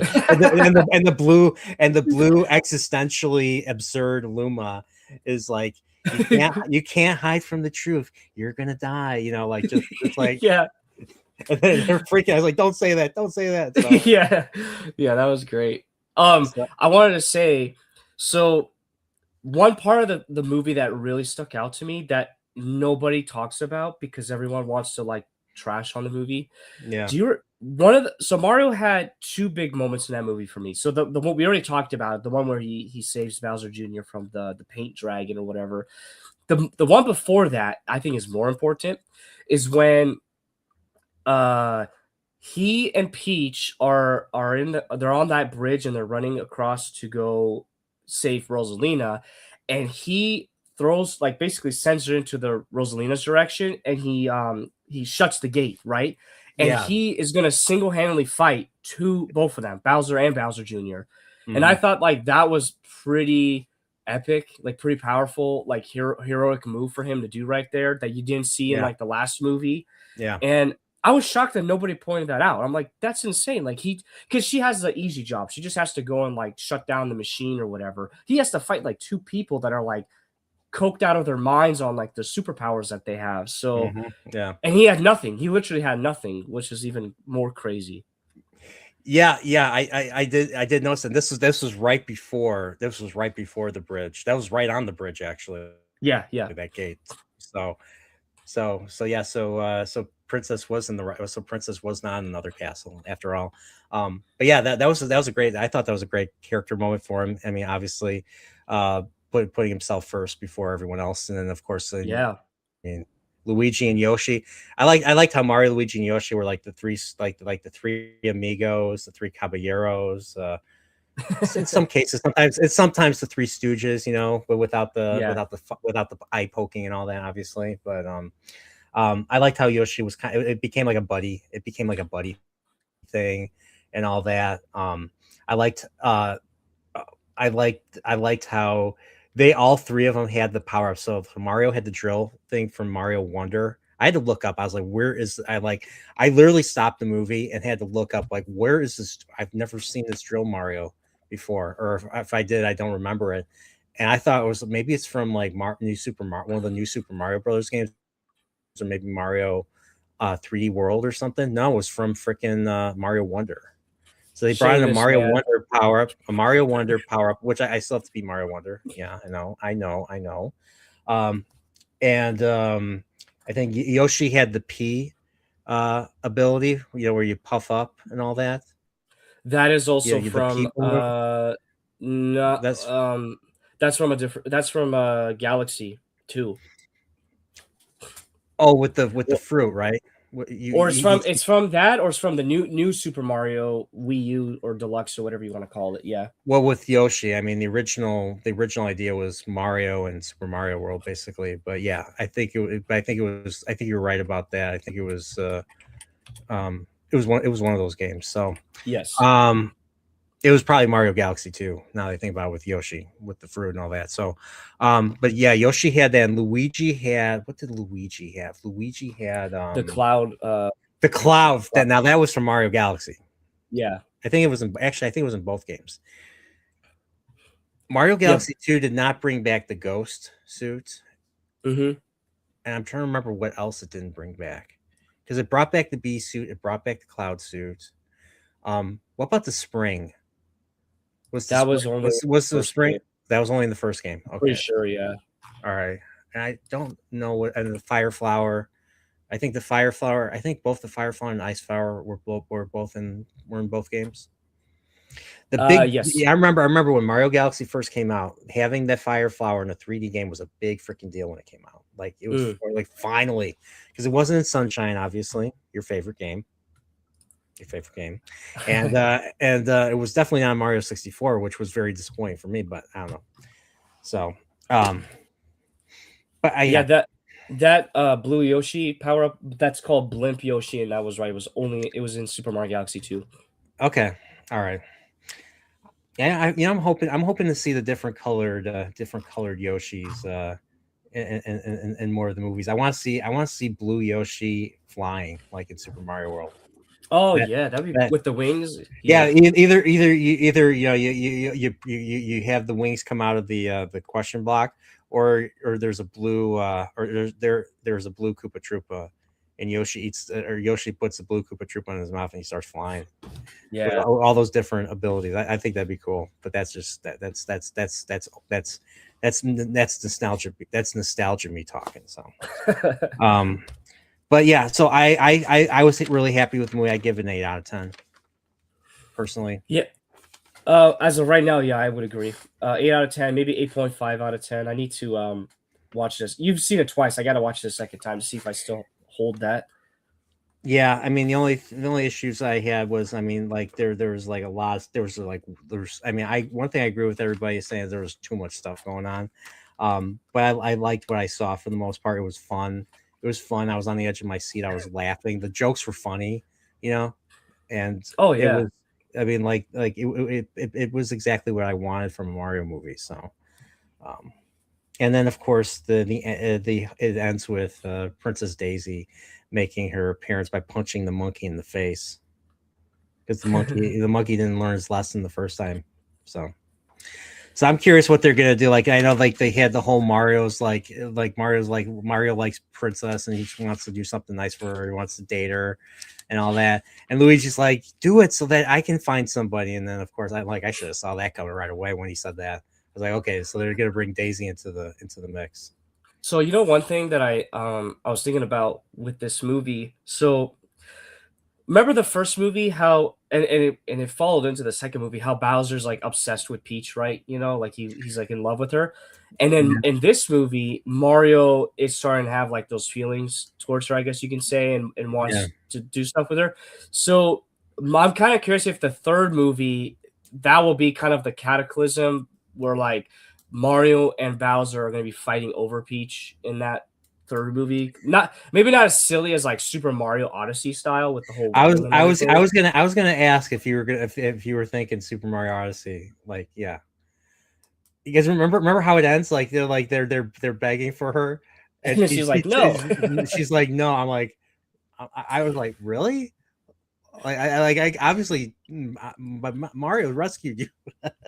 I wouldn't say in that aspect because the way that Peach and Mario like their relationship in the first movie and the second movie, you could tell there is actually something there. I think she will choose him, but I want to see how dark Bowser will get because his heart is actually broken by her, and or if he's just delusional, right? And he's just going to be like, I don't care, I'm going to still try to get her. You Yeah. know, I would hope we see that in the third movie because I think it has to build up to that. Yeah, because I'm curious what Princess Daisy's role is. I mean, I wonder if they're gonna stay with the fact that Princess Daisy is from Sarasa Land from Super Mario Land, and from Faraway Kingdom, and I'm I hope curious. so. Yeah. I'm curious what they're gonna do with her. So Uh, have her pair up with Luigi or something. Yeah. Do you think they'll introduce like they'll finally introduce like Wario and Waluigi then in this third movie? Honestly, yeah, I think they will.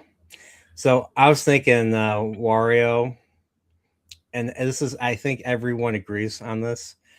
There's only one person that can voice Wario, and it's Danny DeVito. I knew I knew you were gonna say that. Yeah, I mean, come on, because I mean, heck, Charlie Day, who plays Luigi, who plays Charlie, and It's Always Sunny in Philadelphia, said no, it has to be. There's only one person, and it's Danny DeVito. So I'm hoping like Danny DeVito brings his Frank Reynolds, like piece of shit type of but the thing is, Wario has this laugh, and Danny DeVito, I've never really heard him laugh like evilly, like like a Vincent Price type of laugh. You know Yeah. what I mean? So I don't know. I don't know. But it would break the internet if that was if that Oh yeah. happened. And Waluigi, some people have said Willem Dafoe.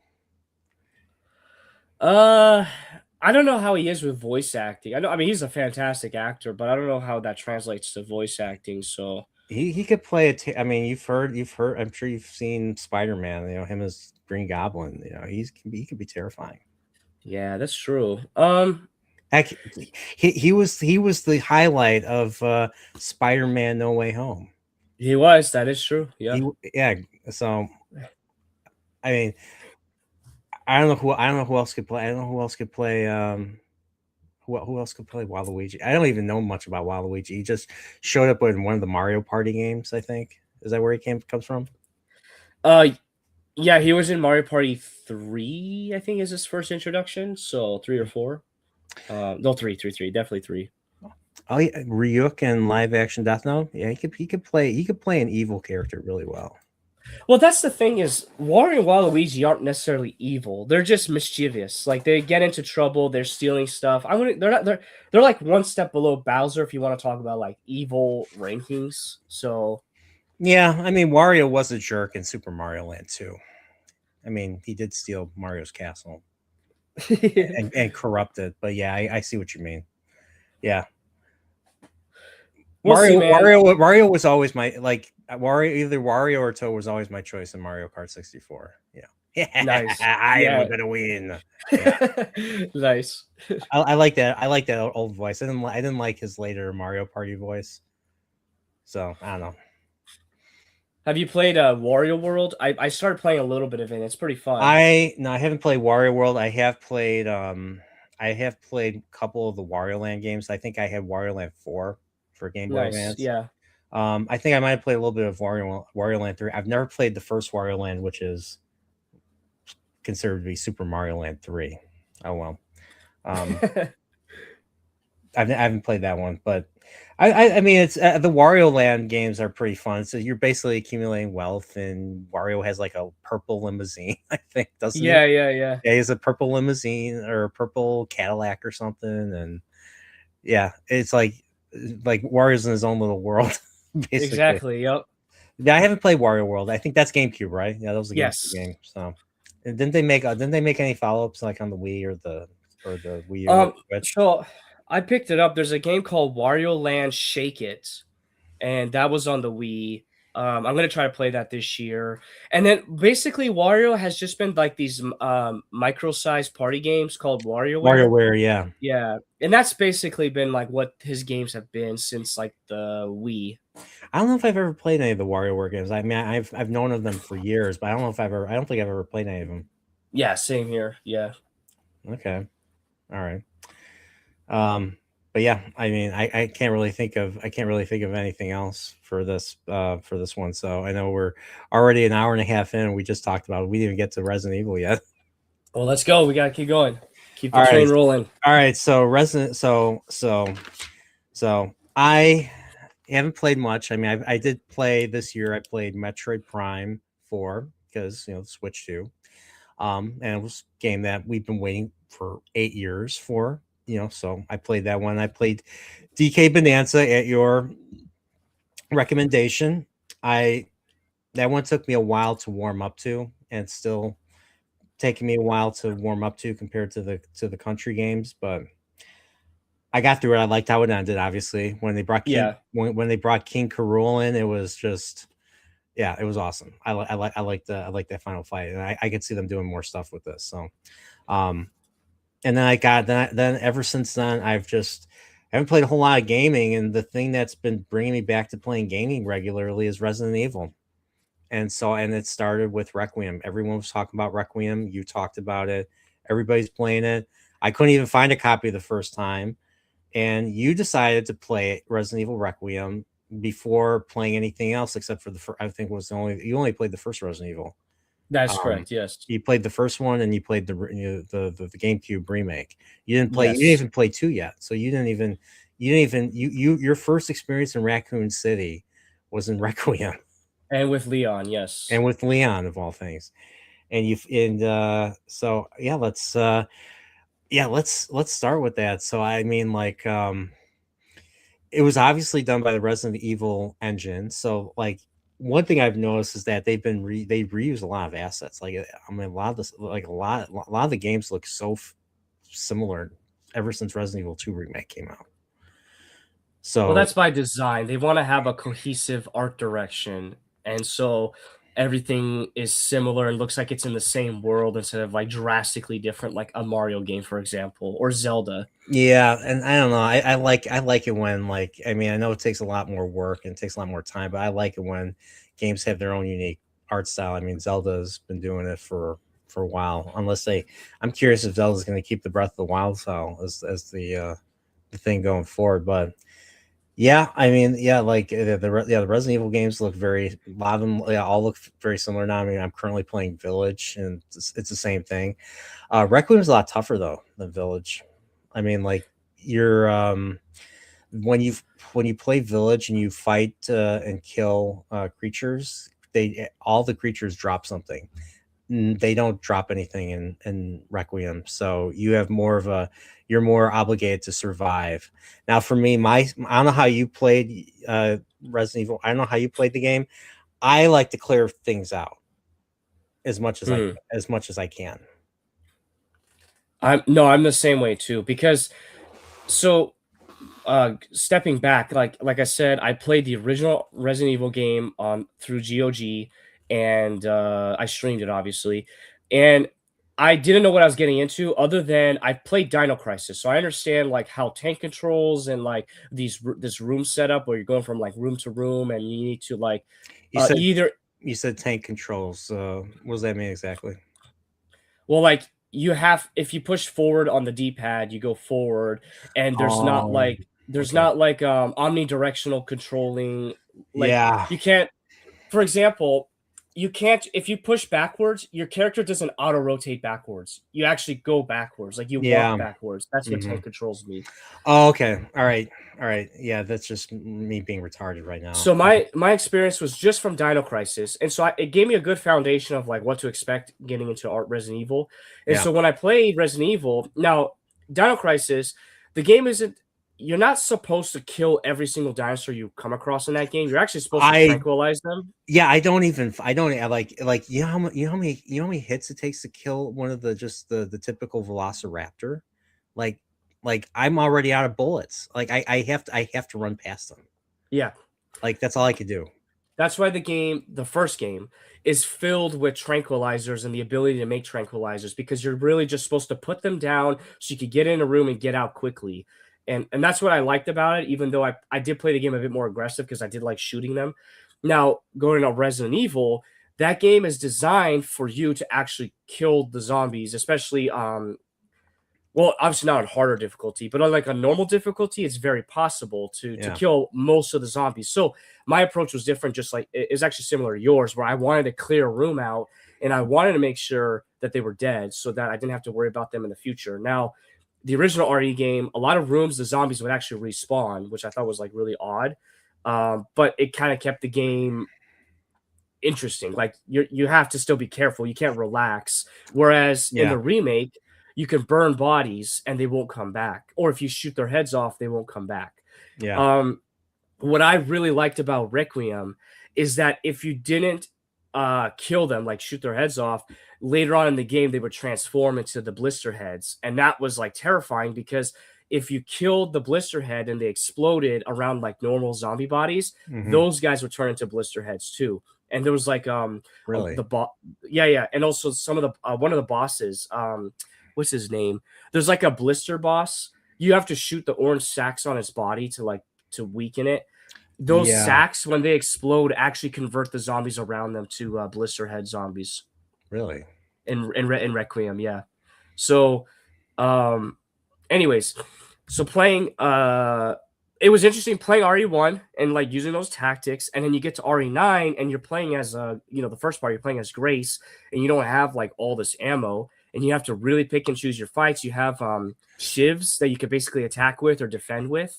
Yeah. And That was really interesting. all she does, she doesn't like when you hit, when you hit them and there's like the, that was stun or something, Yeah, yeah. she just pushes them. She doesn't, and she pushes them and they fall down, and that's it.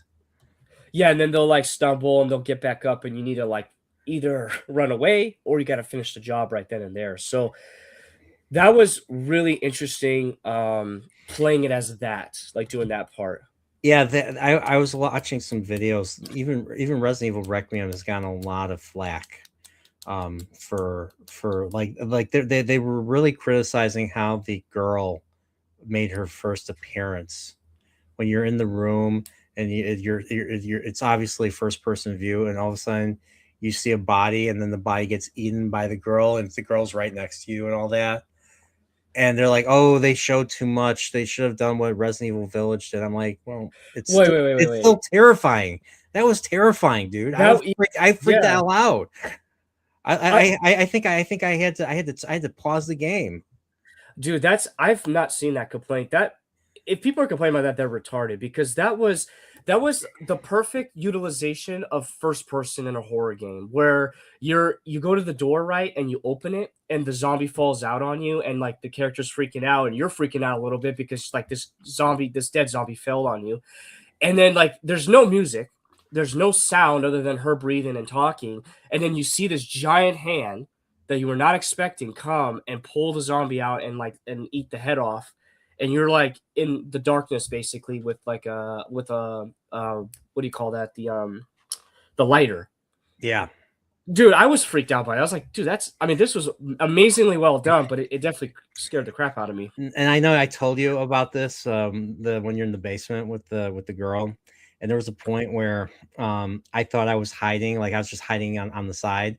The girl saw me and then grabbed me, and I already saw like the animation of the animation sequence of what she does to you, where she basically bites your head off. I'm like, I don't want to see this again. I got so scared. I went and hit load the game so I didn't have to That's see it. funny. Yeah. That's funny. So like yeah. So I was yeah. Yeah. Like the game was genuinely terrifying for me. Like it brought back, and I told you this. It brought back elements of Alien Isolation. Um, just and just like between that and just like the atmosphere. The atmosphere was great. I'm not the biggest fan of the soundtrack. I know, to your disappointment, I know you really like the soundtrack, but I like the atmosphere though. Yeah, the atmosphere was spot on. Yeah. So I wanted to say, so my kind of like freak out moment with that with the girl was you know the room that Grace is in, that she's like upside down on the rack, and then like that's like your kind of like your safe room because it has the light in it. Yeah. Um Yeah, and when then the nurses station is where you first encounter the girl, Yeah. basically. So when I first encountered the girl and I ran straight back to that room, I don't know what I was thinking, but I accidentally turned off the light and the girl followed me into that room. And when No, you did not. You did not. yeah, because this is the first time playing the game, so I had no idea that the light is what would protect you. Oh, okay. So So you thought you're hiding from, okay. exactly. So then, like when that didn't work, and I turned the light on because I wanted to see like what was happening because this is before you get or no, that is after you get the lighter. I turned the light on, and I don't know. I think this was programmed into the game, but the light broke in that room, like the bursted or whatever, and the light would not turn back on again. And I was like running out of that room into like a different part of that area to get to like a lit area. I was like kind of like, whoa, was this purposely done like that or did the game glitch? But I think it was scripted in that if you accidentally like flip the light switches too fast, you actually break the lights. I am freaking out just thinking about this. Yeah, This yeah. is terrifying, dude. Like, isn't there another room? Isn't there another room that has a light though? Yeah, so the room that you need to go in to get the power cell or the fuse to like Yeah, unlock the door, that room because of the lightning, the lights will go out and then she'll drop down, and that's when you make your final dash to that yeah, door. yeah. But yeah, Oh my god, oh my god. oh, it was terrifying. Yeah, I'm getting PT. You just recounting that is making me. I kind of want to try. I kind of want to try it now. Once I beat Village. Um, the interesting thing was, like, Grace is, even though she's in the FBI, she's an office worker. She's not she doesn't do any field work, so she has barely any experience with even handling a firearm. So so she is very like, so you're playing as her, and you're basically in her skin basically, and you're just as terrified as her, Yeah. and you have barely any, like, especially when you begin that segment. But when she runs, and like, runs, but she doesn't make it, so she's getting pulled back by the girl into the ward, and all of a sudden Leon shows up, with his very, 5 minute long segments in the game, basically, and he basically saves her, and then he ends up finding himself trapped on that side of the thing, and she's out, and he gives her his requiem, his super Hand duper, cannon. his hand cannon, something that only Charles Bronson in the Death Wish movie would have.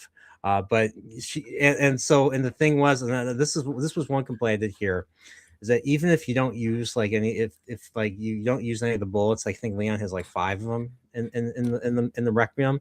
When you give it to Clear, there's only one in it. Yeah, I that was a small oversight by them. I think no, wait a second.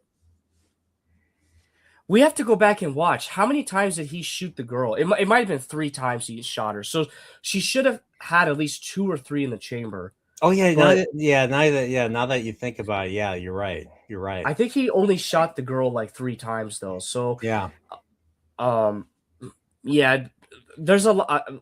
Newsflash: a lot of people complain about this game, but they were not paying attention to the little things here and there, and because they just were not paying attention.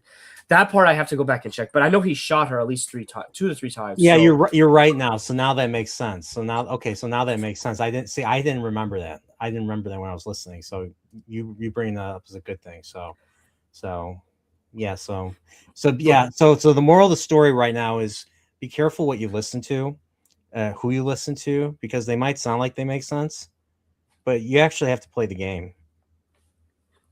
And or pay attention to, if you're watching the game, at least pay attention a bit more than just whatever these people were doing online.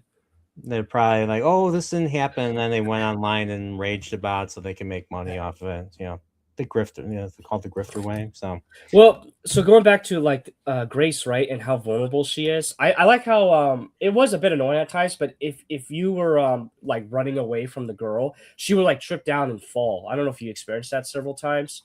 Um yes, yes, which would make you freak out a bit more because you're like, okay, hurry up and get up, hurry up and get up, and then keep running. So yeah, that was pretty good. and that was like, and like, I mean, I know you're not a horror movie fan, but it's a trope in Yeah. like the what you play, like, it's a trope in horror, like, a girl, reason why the girl ends up getting killed is because she tripped like a stupid little ditz and all that, and and yeah, so you're just like, come on, come on, come on. So but yeah, she trips quite a bit, and now you have the Magnum, and now you're in the hospital, and it's a long segment. It's probably the best, in my opinion, it's the best part of the game.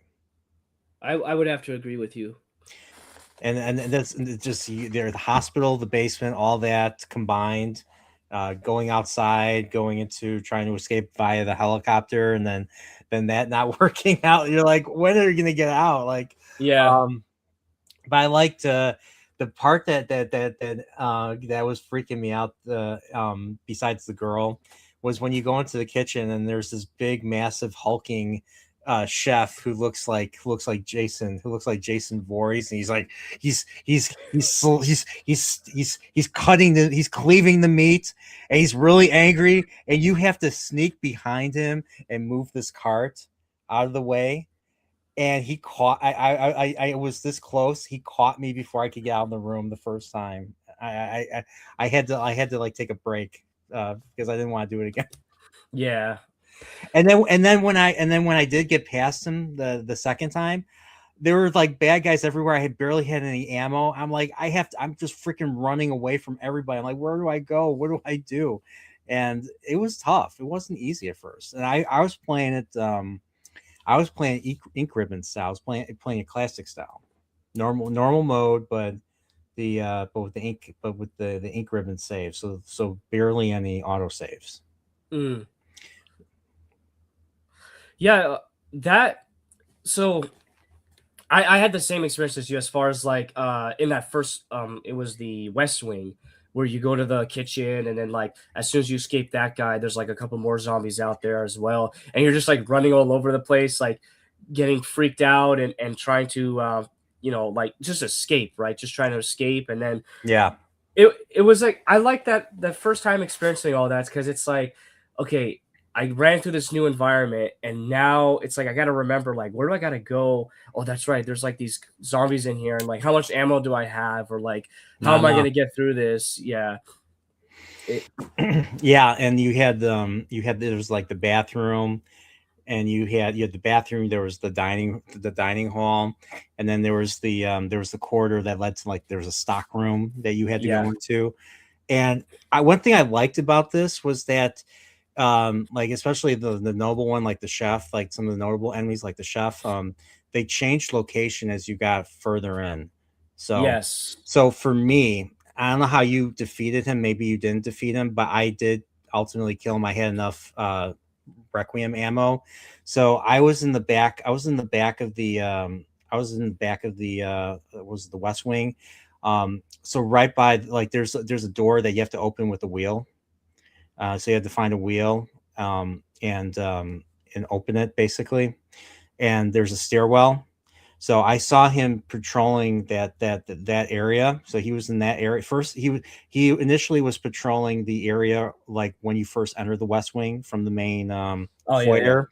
So he was doing that after the kitchen stuff, but then he's on the other side of the West Wing and he's patrolling.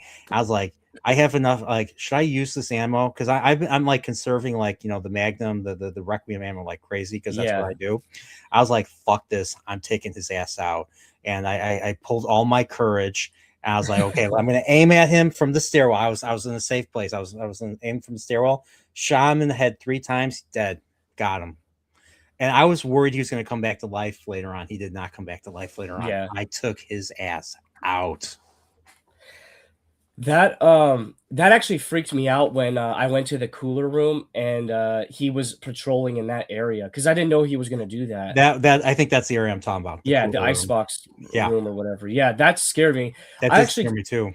I did not kill him the first playthrough. In fact, You the didn't. first playthrough, no, I because I so the first playthrough I didn't use the Requiem because I wasn't sure like how much ammo I would get for this, so I just tried to stock as much as I could, and then the first playthrough as well, I stocked up on the purple injectors that make them explode because I Yeah, wanted to use them on some of the stronger enemies, and I thought he was an unkillable enemy. That's why I didn't attack him.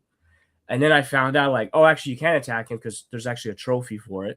And so the second time I played through it, I went and killed him with one of those injectors right away. really, you got him with just one injector? Really? Yeah, he's like he only takes one injector. Yeah, yeah. Really? I did not know that. Now the giant chunk, the giant fat zombie in the East Wing, Oh, the he the takes the, the fat, the baby looking one. yes. Don't He you don't you laugh at me? Yeah, that one. yeah. I was like, okay, so like he did catch me once as Claire when I was carrying what was her name? What's the little girl's name again? Emily. Emily. And so that freaked me out. And then I like how it changes to when she falls into the basement and then becomes Leon. And I like how Leon, first thing Leon does inside, as he escapes Gideon's thing because he was captured by Gideon. And then first thing he does, he fights the baby as Leon. And so then you see the big difference in Yes. gameplay style between Grace and Leon. Grace and Leon, and it's so freaking crazy. I was blasting that fat baby dude in the face like a billion times. I was like, die already, die. Same with the spider. I struggle with the spider one later on in the game. I don't know about you. Yeah, When because you you're in have to Raccoon hit City, you got to hit the backside where the weak spot is, and it's really hard. yeah. You can only hit it when it runs away, which you basically have to hit it enough times in the front for it to turn around, and then you can get the weak spot. Yeah, because I was like I was dying several times against the spider, and I was running out of bullets. I was like, what do I do? And then it just, like I said, like I've told you, like, whenever I see, like, I'm fighting and I'm going crazy, but then all of a sudden I see a was it an achievement pop up. I'm like, okay, finally. Whenever I see achievement, I'm like, finally, I'm done. Yeah. So you bring up a great point, and this is something that not enough people talked about, especially in their complaints about this game, was that this game did a fantastic job balancing between feeling vulnerable and feeling powerful with Grace and Leon's gameplay. Yeah, Because, when you're playing as Grace, and I'm talking purely from like a first time playthrough, when you're playing as Grace and you're like so limited on what you can do, like with your engagements and stuff, and then that moment that you get to play as Leon and you're just like tearing through everything, and it's like really fun, it's very satisfying, and then you go back to playing as Grace. Like there's like this tension and release, which is like you would know this because you're a horror movie film person. That's like a very tried and true formula, right? With like the horror movies, like the yeah, tension and the release and everything. yeah. And I like that a lot with this game. It was amazing. Because like for example, it felt like when you're playing as Grace, you don't have as much control, but when you're playing as Leon, you have like all kinds of control. And that's not to say that she's a bad character. It's just it made it feel more realistic, right? So yeah, I thoroughly enjoyed that. Yeah. Between between fighting, fighting, okay, so what did you think? So there was a few segments in the game that one was praised, one was criticized, and the one segment that was praised, in especially in Leon's portion, I'm sure you can guess which one that was. When you're up in the skyscraper and you're on the glass flooring, and you shoot when the zombies show up, you just shoot the glass from under them and they fall to their deaths. Yeah. I thought that was fantastic, and I have not heard, because I've been listening to a whole bunch of negative reviews on this game, and that's one thing that I think everybody, like, agrees was a great addition. Oh yeah, because it's a game. It's a what do you call it? Like you have to play carefully because if you go ham, you'll fall as well. Yeah, Um, because like it's kind of like with Mario Galaxy, like, especially, like I said, the 100 coin thing, the platforms disappear when you use them, so you have to be very careful on how you go about it. And it's the same with this. yes. You shoot too many of the glass panels, especially in a certain way. If you're not strategic about it, you could find yourself, like, in a very precarious situation. Yes. Yeah, it was I the first time I did play that part, I did fail several times because I kept accidentally shooting my own path or like causing myself to fall down. Yeah. That was not an issue for me, but you know what was an issue for me? It was the boss fight right after. It was not, well, not the boss fight, but it was like the fight. It was like that big fight with all those different creatures right after that. That's what got me, and I had to replay that because I think that I forget what there was like something close to a boss. Was it the blind? Was it? Oh, I forget. It was. I'm trying to remember. I'm trying to Uh remember who the enemies were, that I was having a hard time against, but they weren't dying really easily. Um, I'm not sure because I'm trying to think. Like there was a lot of like small engagements. Like when you go from one building to the next, you have to deal with like weren't a they lot of like they were blind, and I think they had chainsaws. I think. they weren't blind, but they did have the chainsaws. Yeah, they would come after you right away. Yeah. Yeah, and they were tough to take down, like even with a sniper, or a shotgun, Yes. basically. Yeah. So yeah, and I got game over because I wasn't like there. I was distracted by, because the enemies just keep coming, they keep coming, and you get distracted. And you forget about, you forget, look over your, um look behind you, make sure there's nobody behind you trying to, cut you in half or bite you in the neck or something like that. That's what I like about the Resident Evil games. Like, you don't know, like, all of a sudden, like, you think you're safe, but you never are, and that's what makes those games, like, legend, in my Yeah, opinion. yes. Yeah, that so what's the place that people criticized it? Because you gave me the one that they praised. The one with when your Grace, you're in the basement, and you're on you have to drain the you have to drain the pool in order to cross. And but when you get down into the pool, into the drained pool, like there's like a conveyor that leads to leads to, you know, a grinder that will grind you if you're not careful. And so you and all of a sudden all these you know, zombies are coming out and they're attacking you. All you have to do is shoot them in the leg, and then they get grounded up into the grinder basically, and you just keep doing it. Yeah, That was that part was a non-issue for me. Like, I don't yeah. understand what the issue. I That part was actually I terrifying because they said, I think they said it was too easy. I think it was too easy. It wasn't designed well. uh Because even mm, I did not have an issue with that. I did not I was able to get through it really easily. yeah, I mean I could see that. It was low stakes design or something. Well, Yeah, my favorite hmm, word. maybe you know what? Maybe if you didn't have as many Leon segments of like shooting the zombies, that you wouldn't be as good as aiming for that part. So then like it could be a bit more of a challenge because you're not used to aiming so much. Yeah. Because you can get overwhelmed. Like there's a lot of zombies that will stand up and come after you and grab you, but if you are very accurate with your aiming, like you said, you shoot them at the legs and they'll stumble. Yeah. Um, Yeah, yeah, I mean, I can see that. and then they'll kneel down and they won't move, and then the conveyor will lead them will take them to the grinder, and then they'll be ground up and yeah, and turn them For me, mush. I didn't care that it was like easy or whatever. I just thought it was a really gross thing to have in the game, like an actual meat grinder right there in front Yeah, of you. yeah, I yeah, like that part about it, like how gross that was. yeah. I mean, that's part of horror. Unfortunately, is like, you know, if you can't terrify, if you can't horrify, you just gross them out. That's part of Stephen King's philosophy Hmm. of writing horror. So yeah, um, but I was surprised how long the Leon segment in Raccoon City was. I liked how like it ended up turning into like it ends up become like a military thing. Like they're shooting missiles at you. Like the zombies are shooting like missiles from like turrets at you. I was like, whoa, what is this?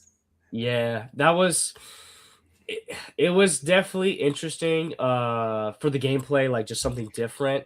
Um I did die way too many times initially in that spot because I wasn't sure like the range of those missiles, like how far can they hit you and Yeah. like what buildings to run into, but like But you got to take. I liked how that you had to take cover, and yes. you had to find a safe place, or you'd be, you know, dead. So And what's funny is you can use it to your advantage. You can actually get it to kill zombies that are chasing you. yeah, that's So true. that That's was actually fun. yeah. I was like when I got through, I was like, why didn't I think of that? Why didn't I do that? Because I actually thought like I could have done that, you know. So But it was very satisfying when you got to the end and you could get on the missile pod and actually shoot zombies with the missile pod. That was like yep, a lot of fun. It was very yep, satisfying. yeah, that's true. That's totally true. Um, and you had to like find these MacGuffins, these items in order to basically open that door that leads to the to the Well, you need final to build a battle. bomb, but yeah. Yeah, yeah, to build a bomb. What do you think of the whole motorcycle chase? You know, so you're fighting like a whole bunch of like wolves or something. Like it was just like it was like Final Fantasy VII remakes motorcycle based, except this time except this time we're fighting Salty. Sorry, I had to say Salty. Well, for me, that was like, okay, this is 100% a Capcom game of just being ridiculous. Like, Yeah, I didn't care about it at all. Like, meaning, like, it was fine. Like, it's a Capcom game. The same people that have done Devil May Cry, like, they're going to add their own goofiness to the game. And that was totally fine. Like, it was okay. It was fun. It wasn't annoying. It wasn't, um, I didn't die, to be honest, doing that part. So, hmm even though I think I did. I think I actually did die once or twice. I don't know how, but I did. Yeah, it was a short section, whatever, it was funny. I just thought it was like hilarious, like how, I mean, because everyone knows, and I found out about afterwards that there's the infamous scene of Chris Redfield punching a rock in Resident Evil 5. So like, if they Eh, went that far and we did this motorcycle thing, yeah, okay, that's nothing really compared to that. if they're gonna ever like make a Resident Evil remake of 5, they have to keep that. They have to keep the Yeah, yeah, they got to go all out with it. one actor. I think he played Chris Redfield in one that I think it was the Netflix Resident Evil. He literally said that he wants to play Chris Redfield punching a boulder. If they ever do, it was Stephen Amell's brother that played Chris Redfield, and he's like, I want to play Chris Redfield punching a boulder, and I was like, yeah, yeah. I like this guy. I like this guy already. Just the fact that he That's wants to funny. do that is I like that. I want to see that too. So, um, by the way, I do. I mean, I saw you saw the trailer. I saw the trailer for the new Krieger Resident Evil. So I mean, they're just pumping out like with so many Resident Evil projects like the last couple of years. It's crazy. But I think this new one looks like it might have a little bit more. It might have some promise. So I think it has promise in the terms of like being a decent zombie horror movie or whatever. I agree with people that it's like it's really weird that they slapped Resident Evil onto it, even though it doesn't look like anything like Resident Evil. Yeah. Well, I'm one of those guys. I have to see it before I start really criticizing it. What I find very hypocritical of people online is that so they complain about Resident Evil movies like the old ones and how like they they don't know they don't adapt the game story, but at the same time this movie is not adapting the game story, so like it should be a safer movie to watch because it's not going to harm anything related to the game stories. Yeah. And I don't understand like why people aren't okay with that. Like it's detached. It's fine if it's detached and or should be fine that's attached. So I don't understand people that they don't see that. Yeah, I mean, it's kind of like the same with like I mean like with I personally feel 7 and 8 are detached in a way because you're playing as a totally new character that has very little connection to the earlier games. I mean, there you do see some appearances, but that's pretty much it.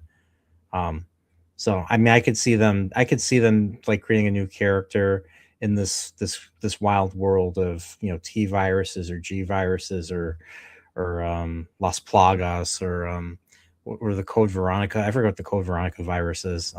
But you know what I mean. Um, it's a big world out there. Umbrella, or I was making a joke at work. I was making a joke at work. Um, if they do make a new company, if they come up with a new company, it's got to be called Parasol. It just has to be called Parasol. Yeah, I could see that. I mean, the Parasol company could be even worse than Umbrella. I mean, it sounds terrifying already. I mean, I'm thinking of it, but that might just be my mind. Um, but yeah, I'm curious about that, and of course, where are they gonna? Where do you think they're gonna do for the next one? I mean, for the next main title. Oh, that's the problem. I don't have enough Resident Evil games under my belt to really have a good answer for that. It also depends on the DLC. So like they Are did they coming out announce with a DLC? yeah, they announced DLC basically like a week after the game came out because of how successful it was that they're working on DLC for this game.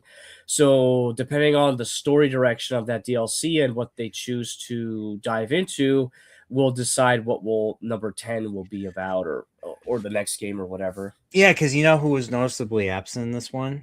Ada Wong. Oh yeah, yeah, yeah. So So we'll see. I think if they want to be smart about it, I guess you can say like keep people on their toes. The next game should do something away from Leon and Grace and go back to like something Chris related, and then they can come back to like game number 11 with like Leon. Like they should go back and forth with the two main male protagonists. yeah, Um, and that would keep things interesting or instead of just like continuing the same story of the one character. Yeah, we haven't seen Claire that much in a while, or Jill. or Jill. I mean, we haven't seen Jill since Resident Evil 5, I think. And then we haven't Yeah. seen Claire. We haven't seen Claire since, I think, I've not I still have not played the Resident Evil Revelations games. I still haven't played those. And I think those take place after 4, but before 5, I think. I think. I'm not sure. I'm out of my wheelhouse here. Yeah, I mean, yeah, the first one came out. It was announced as one of the many 3D games for the 3DS. So, Ah, okay. but they're all on. They're all like, I think they're all on PlayStation Network, Yeah. I don't know if they're on Switch, but yeah, I still have to play those. I have not played every. I mean, obviously I'm playing Village right now, but I haven't played every Resident. I have not played every Resident Evil game. Like I haven't played any of the rail shooters, so like the Umbrella Chronicles or the Dark Side Yeah. Chronicles. Those came out for Wii. You know what's funny is the first Resident Evil game I played, and I haven't revisited it yet at all. But it was the very first one I played because I decided, I'm going to play them in chronological order. I played Zero first, Oh, interesting. and Okay. I never went back to playing that one. I heard that one is actually not what I've heard is not that good compared to like 1 through 3 or whatever. So It's because like because in the first game you play as one character, and in that game you have to play as two characters, and I forget how like it doesn't have your typical inventory system. So I'm trying to remember like mm. how you're supposed to move stuff, and you have to move stuff between the characters. I think I forget. So Well, um, but that one explains how, was it the Bravo team or is it the Alpha oh team? yeah, yeah, the prequel to the first game. So Yeah. so like Rebecca in the first game is like the main is one of the main characters. Her and Billy. So Billy's the criminal, and she teams up with him to survive basically. So Mm. um, but yeah, but that's Zero in a nutshell. And you fight another. So there's three founders of Umbrella, and the third founder is in Zero basically.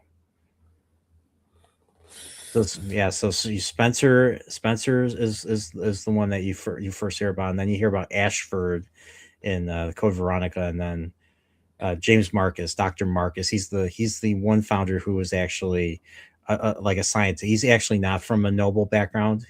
He's actually a scientist, but he's an evil scientist. Like he's completely like to the point where like the other two are like, get the fuck away from us. Basically, we don't want Ah. anything to do with you.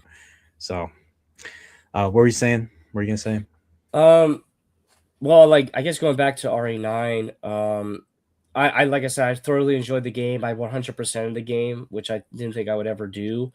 It was just a lot of fun to play, and it got me really interested in playing all the other Resident Evil games. So that's what I'm going through right now. Yeah, me too. I mean, I was not playing. I owned Village, and I owned 4 for several years, and me playing 9 just kind of made me want to play the rest of them. I finally played the first Resident Evil, and yeah, and so like yeah, the game had a good profound effect on me. It's making me want to play video games more.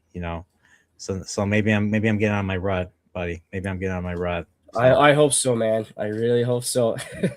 but like I plan, because the reason why I haven't asked you for a suggestion what to play next, because you've made it clear what you want me to play next. Rebirth. So Yeah, dude. Like I said, clock's ticking. Part 3 is coming out soon, so all right, so that gives me, I mean, assuming you're right. I know you're gonna say I'm always right. Uh, the but I'll take your word for it. I do need to nip that.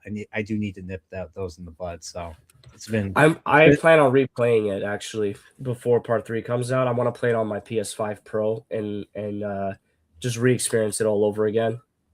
Yeah. So I'll have to yeah. So I mean, I've heard certain things about it, so I'll go in with an open mind. So um yeah. So yeah, I'll play that, and Hopefully, maybe after I beat Village. I think after I beat Village, I'll probably play that, or I'll play some, or maybe I'll play something on the Switch first before I do that. So, but yeah, like so, but like I like nine. I know I only played it once, though. I know you played it 3 times. So you said there's replayability value.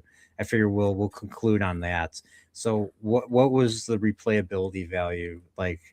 That what made you want to play them again? So actually, I played it 4 times. I played all 4 difficulties on there. So what is so there's easy mode where you just coast through it. Then there's normal mode where there's nothing but auto saves, and of course there's normal mode, but it's classic. It's also classic mode with the ink ribbons, and then I think what's the other one? Insanity, Insanity, yep. and that's the one. I'm assuming how much harder is it on Insanity? So that one I cheated my well, I can't say cheated because it's in the game. It's the tools to use. So I don't know how it is normally if you're not using unlimited ammo or unlimited RPG ammo. But what I've seen online is the enemies take more bullets to go down and they're faster. They juke you like more often. Yeah. And I think you probably take more damage. I want to say that's what happens. So I was having a hard time just running past them. Like they just kept grabbing me and biting my neck and all that. And so I can't even imagine how much tougher it would be. It'd be impossible to run past them in that mode. yeah, you would have to do some crazy like maneuvering, I guess you can say. No, the reason why I wanted to replay it was because after I played it the first time through, I was like, wow, this game really impacted me. Like everything about it, the story, the characters, the atmosphere, the music, the gameplay. Like I gotta replay this now and just like does it still hold the same feelings for me as I go through it? And sure enough, it did. And then when I replayed it the second time, I'm like, well, I feel like I can 100% this game like without any issues now because as you play through the game, you complete challenges, and then when you beat the game, you get like your challenge points, and then you could spend it on like perks and everything. Yeah. And one of the perks that I saw was like unlimited ammo, and I'm like, wow, this will be a lot of fun to play with like unlimited ammo, especially as Leon. And so what I did, I was like, you know what, I'm gonna 100% this game. So after the second playthrough of the game, I decided, you know what, I'm gonna 100% it, and that includes like doing all the achievements, right, or the trophies, excuse me, because I was playing on PlayStation. So, but it gave me the chance to actually kind of like fully explore the different, the what do you call it, the Chronic Care Center first, Yeah. and then Raccoon City as well. Just kind of wandering around and like taking in the sights and appreciating a lot of the stuff. Hmm. And also, you go around and collect the files, so you can like read through the files and get some interesting information from those files. Um, Yeah. just that, I mean, that's what I really liked about it. I mean, it really the atmosphere is what sold me on the game to replay it all over again. So Yeah, that's why I was really disappointed with Resident Evil 6 was because of the fact that when you brought up like, the journals, the memos and all that. I liked all that. It built the world, but also gave you hints. It gave you subtle hints on puzzles. Um, yeah, in the case of Requiem, this is something I do kind of agree with. The some of the hints are not too subtle when it comes to puzzle solving and all that. So, like all you had to do, like I think in one of the rooms, you just needed the pencil and you just basically found the combination. Like yeah, that's well. If you notice the pencil can be picked up, yeah, then you just go back to that notepad to do yeah. that. Um, Right, I did not notice it right away. So it wasn't until like I came back in the room. I was like, "Okay, where do I go next?" And so I'm trying. My retarded brain is trying to figure out what to do next. And I was like, "Okay, I obviously I missed this." So I went back and I was like, "Okay, maybe I got to do something here." And then I did. I was like, "Oh, okay, so this is how you go forward." So yeah, Another thing I want to mention, another reason why I wanted to replay it is because the game allows you to change your camera perspective. So at the start of the game, you get to choose default or alter it. And so on default, Grace is first person and Leon is third person. yeah, But on my second playthrough, I actually inverted it, and I found out that playing Leon in first person actually makes the game harder really, because yeah, because It's when you get surrounded by zombies and you can't see what them behind you because you're not playing in third person, or you can't aim as fast because Yeah. the aiming for Leon is designed for third person, I believe, and it's not really as So reactive as it is in first person. and you can run and shoot at the same time, right? No, I don't think so. No, I don't think Okay. so. No. So you have to stand still in order to shoot. Oh, you mean like walking and shooting? Yeah, you could still do that in first person. Yeah, yeah, yeah. Yeah. Like Okay. full on sprinting? No, you can't. Obviously, you can't. No. Oh yeah. No, but with walking and yeah. Okay. All right, that makes sense. Um Interesting.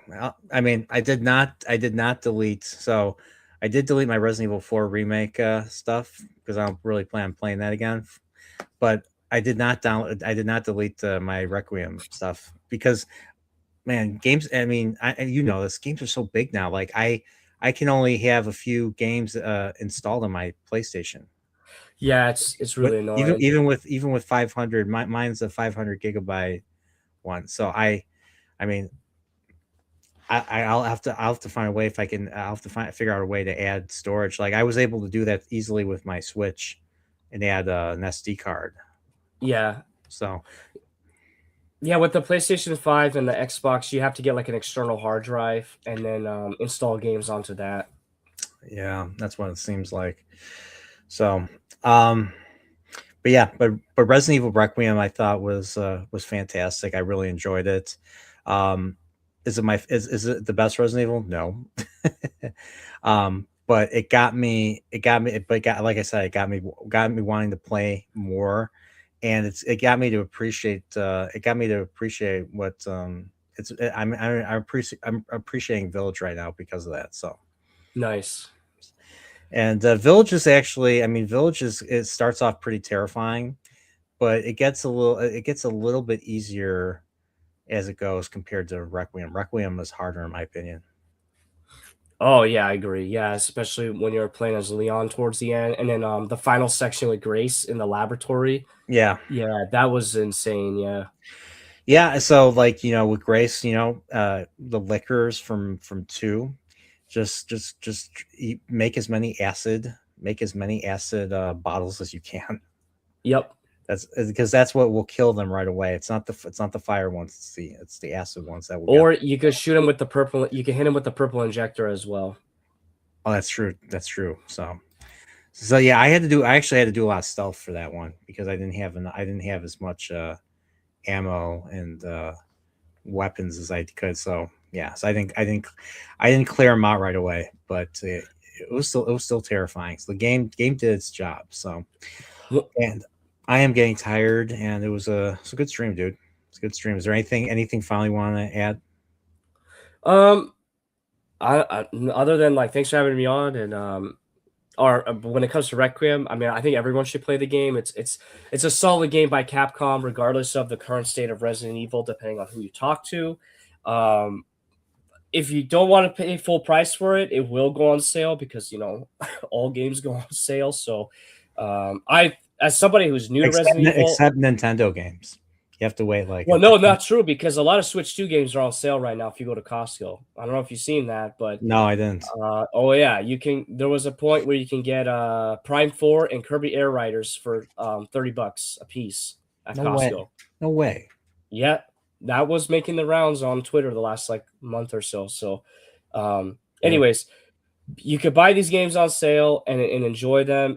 Ignore people's retarded opinions online and discover them. Discover your own opinions through your own experience, and you'll enjoy life a bit better than most people. So Yeah, I mean if you're on the fence, I mean definitely listen, but take people's opinions with a grain of salt because you don't know where they're coming from.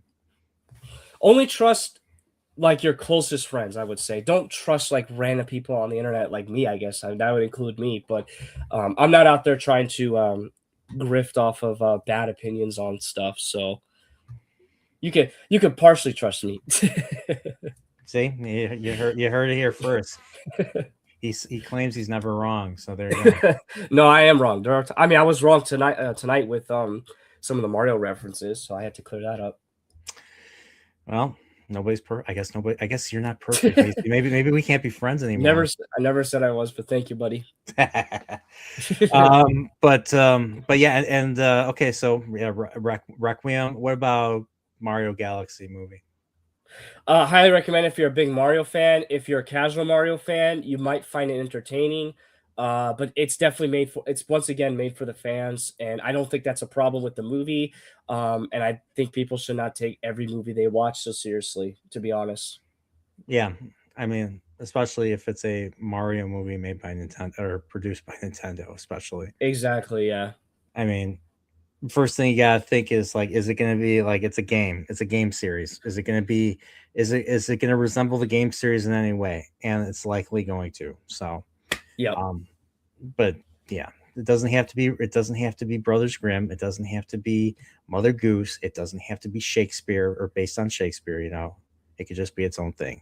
Yep. It could be as simple as possible. So, um, but yeah, and so AC, I know you're playing. You're still playing the Master Quest, aren't you? The Legend of Zelda: Ocarina of Time Master Quest. So are you gonna? I know you took to tonight off to be on the stream. I appreciate that. I know you were playing a couple days ago. So Yes. are you almost gonna be? Are you gonna finish it? Of course you are. Yeah, I think the goal is the next stream is to finish it, but before I do that, I'm gonna go ahead and off stream collect all the remaining heart containers and a couple more bottles, just so that when we do the Ganon's tower, I'm like ready to go and there's not like a lot of time wasting. So, because that final stream will probably be like a 5 hour stream, I want to say, because of like how in depth everything can be there.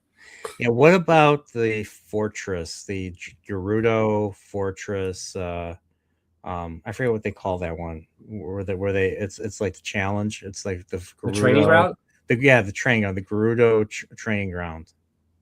I'll probably do that off stream too because I got a little bit stuck, but we'll see. I think that is that. I think in the main game, it's the toughest dungeon. It's for like if you want a challenge, you know, Yeah. and you really want those ice arrows. Yes. Yeah. So after I finish Master Quest, the next game I'm going to stream is Resident Evil 3, and that'll be my first time playing through that game. So that'll be a lot of fun and interesting to see how that goes. I only played the original Resident Evil 3 once, so I do want to revisit that one too. So maybe I'll play that next after the village. So, what was I gonna say about? Oh yeah, I didn't tell you. Um, when I first played Ocarina of Time, you're gonna be surprised, but I actually got the ice arrows before I got the fire arrows. It took me a while to figure out how to do the fire arrows. Well, that I can understand that because it's like subtle hints that Gaburo gives you, and as well as Sheik, I want to say. So yeah. So when I first played Ganon's Tower, like when you go into the I think the Spirit Temple portion of Ganon's Tower, you need the fire. So I didn't really need the fire arrows until that point in the game Ah. because you had to shoot a piece of canvas in the ceiling that was Yeah. blocking the light, and you couldn't do that through the torches or anything like that because that's how I got away with it before was just shoot an arrow through the torch A torch. Yeah. like you do in the and that took me a while to figure out in the water temple when you had to shoot I didn't know you could do that, so that took me a Yes. while to figure out too that little mechanic of shooting arrow through the torch and then it lights fire. I didn't know it could do that, so good on them to get that to work proper, but you know what I mean. So yeah, so I actually got the ice heroes first. I beat the training ground first before I even got the from Lake Kylie. I got the fire arrows, so That's awesome. that's crazy. I don't I forgot about that and I didn't include that in the retrospective. So I don't know. Maybe I'll make I'm gonna have some time. I might make some videos again. So for coming up, I'll explain to you offline. But yeah, maybe I'll make another retrospective on the game. I don't know. So I look forward to it. all right. But yeah, so anything else? Anything else you got going on? Um, that's really it. I might do some special Star Wars game streams next month, or well, technically now it's May now, so we'll see if that happens. That might include a random Lego stream coming up. Uh, Are you ever gonna do the game music thing again? I missed I that. want to. I have to like get to a point in my life where things are a bit calm, like as far as like I could get in a rhythm, and then I could sit down and write out a script. Not a script, but like a stream guide, like a program, excuse me, a stream program to do that. Because we got to pick it up. I want to talk Donkey Kong Country music with you, and I want to play through 2 and 3 before we do that. But yeah, Yeah. Yeah, I Dave do. I want to Boyce, bring man. that up. I do want to bring that back. All right, so you heard it here first. I'm bullying him into doing it, but yeah, um, yeah, I want to get that. I want to get that. I want to get that. I want to see that. I want to see that come back. That's just the fanboy in me. You're not the only person to ask that, so I know there's a demand for it. Oh, really? Okay. All right. But yeah, man, thanks for doing this. This was a fun stream, 2.5 hours, so it lasted longer. And you managed to get through this like a trooper. You know, he's been sick for like what, a decade now? No, not a decade. Decade. For like 3 weeks, for like a month, close to a month Yeah. now. So he held out he held out pretty well. I was like, hey, you could we could do it. We could do it last night. He's like, no, we're doing the 2 hours, Brian. We're doing the 2 hours. So Yes. um, but yeah, man, I appreciate you, and this was a great stream. Like it did, like there was nothing annoying. You muted you conducted yourself you conducted yourself well. Yeah, it's like I know how to behave on a live stream. Yeah, I'm still learning. I'm still learning how to behave. I'm not calling you out, by the way, but I'm Like, calling out. oh yeah, like I said, that's not my fault. So, um, but yeah, this was a lot of fun. Yeah, lots of fun, dude. Definitely check out AC stuff going forward. I tried to activate NAS, and NAS would not activate for me. So Yeah, that Sony pony is quite the loser. I don't have my faith in him anymore. he did not want to hear Requiem spoilers. I think That makes sense. Yeah, that was the one. So he's like, yeah. So I was like, okay, fine, fair enough. So we'll bully him in my Zelda live stream. So we totally will. Yeah. But yeah, so for me, so I am not going to do another Chilporial for another 3 weeks. Next one will be with Matt Cave. Matt Cave actually answered, and he confirmed. So 3 weeks will be Matt Cave, and we're probably going to be talking about the exact same stuff we're talking about. We're going to talk about the Mario Galaxy movie and Resident Evil. And Resident Evil is his favorite series. So we're gonna talk about that. I'm gonna be Village by then, so that would be that would be a thing. So um also I'm actually planning on I'm going on a trip. I'm going to meet I'm going to meet Pops, the YouTuber. He's a mutual friend of me and AC's and a whole bunch of us, Pacific 414, a lot of other people. So I'm actually going to meet him because I got jealous that AC got to meet him first. So I just have to have what AC has because I am that mature as an adult. So, but no, I want to meet him. It's gonna be a lot of fun in a few weeks. So I'm going to be doing that. And yeah, and with more time happening, I'm going to try and finish the Wheel of Time in the next few months, in the next month or two. So I'm going to try to finish book 10, and we're going to get some Wheel of Time book club stuff going with the White Cloaks, mainly Dane, and if Pips is available, Pips and Alex will, and hopefully Prophet and technically Mexican, all those guys. And I'm finally gonna see how this epic series comes to its conclusion. So, despite the fact that Robert Jordan passed away, so we're gonna see how Brandon Sanderson does it, and everybody has said they have more or less liked it. They've liked the ending, and that's just how it is. So, so expect to see more of that in the future. And I want to get some more projects. I've only done a handful of tutorials. I want to see if I can. I'm going to try and get. I'm going to get return to making videos, and and I just have to think of some ideas, and I have to think if they're cohesive, and I want to improve upon what I did before. So that's the goal. So all right, everybody. Thank you for being here. I think AC's back. Came back. I am back. Yes, I have So, returned. so yeah. So all right. Well, it's once again, thanks everybody for being here, and let's see. Let's go take a look at the outro.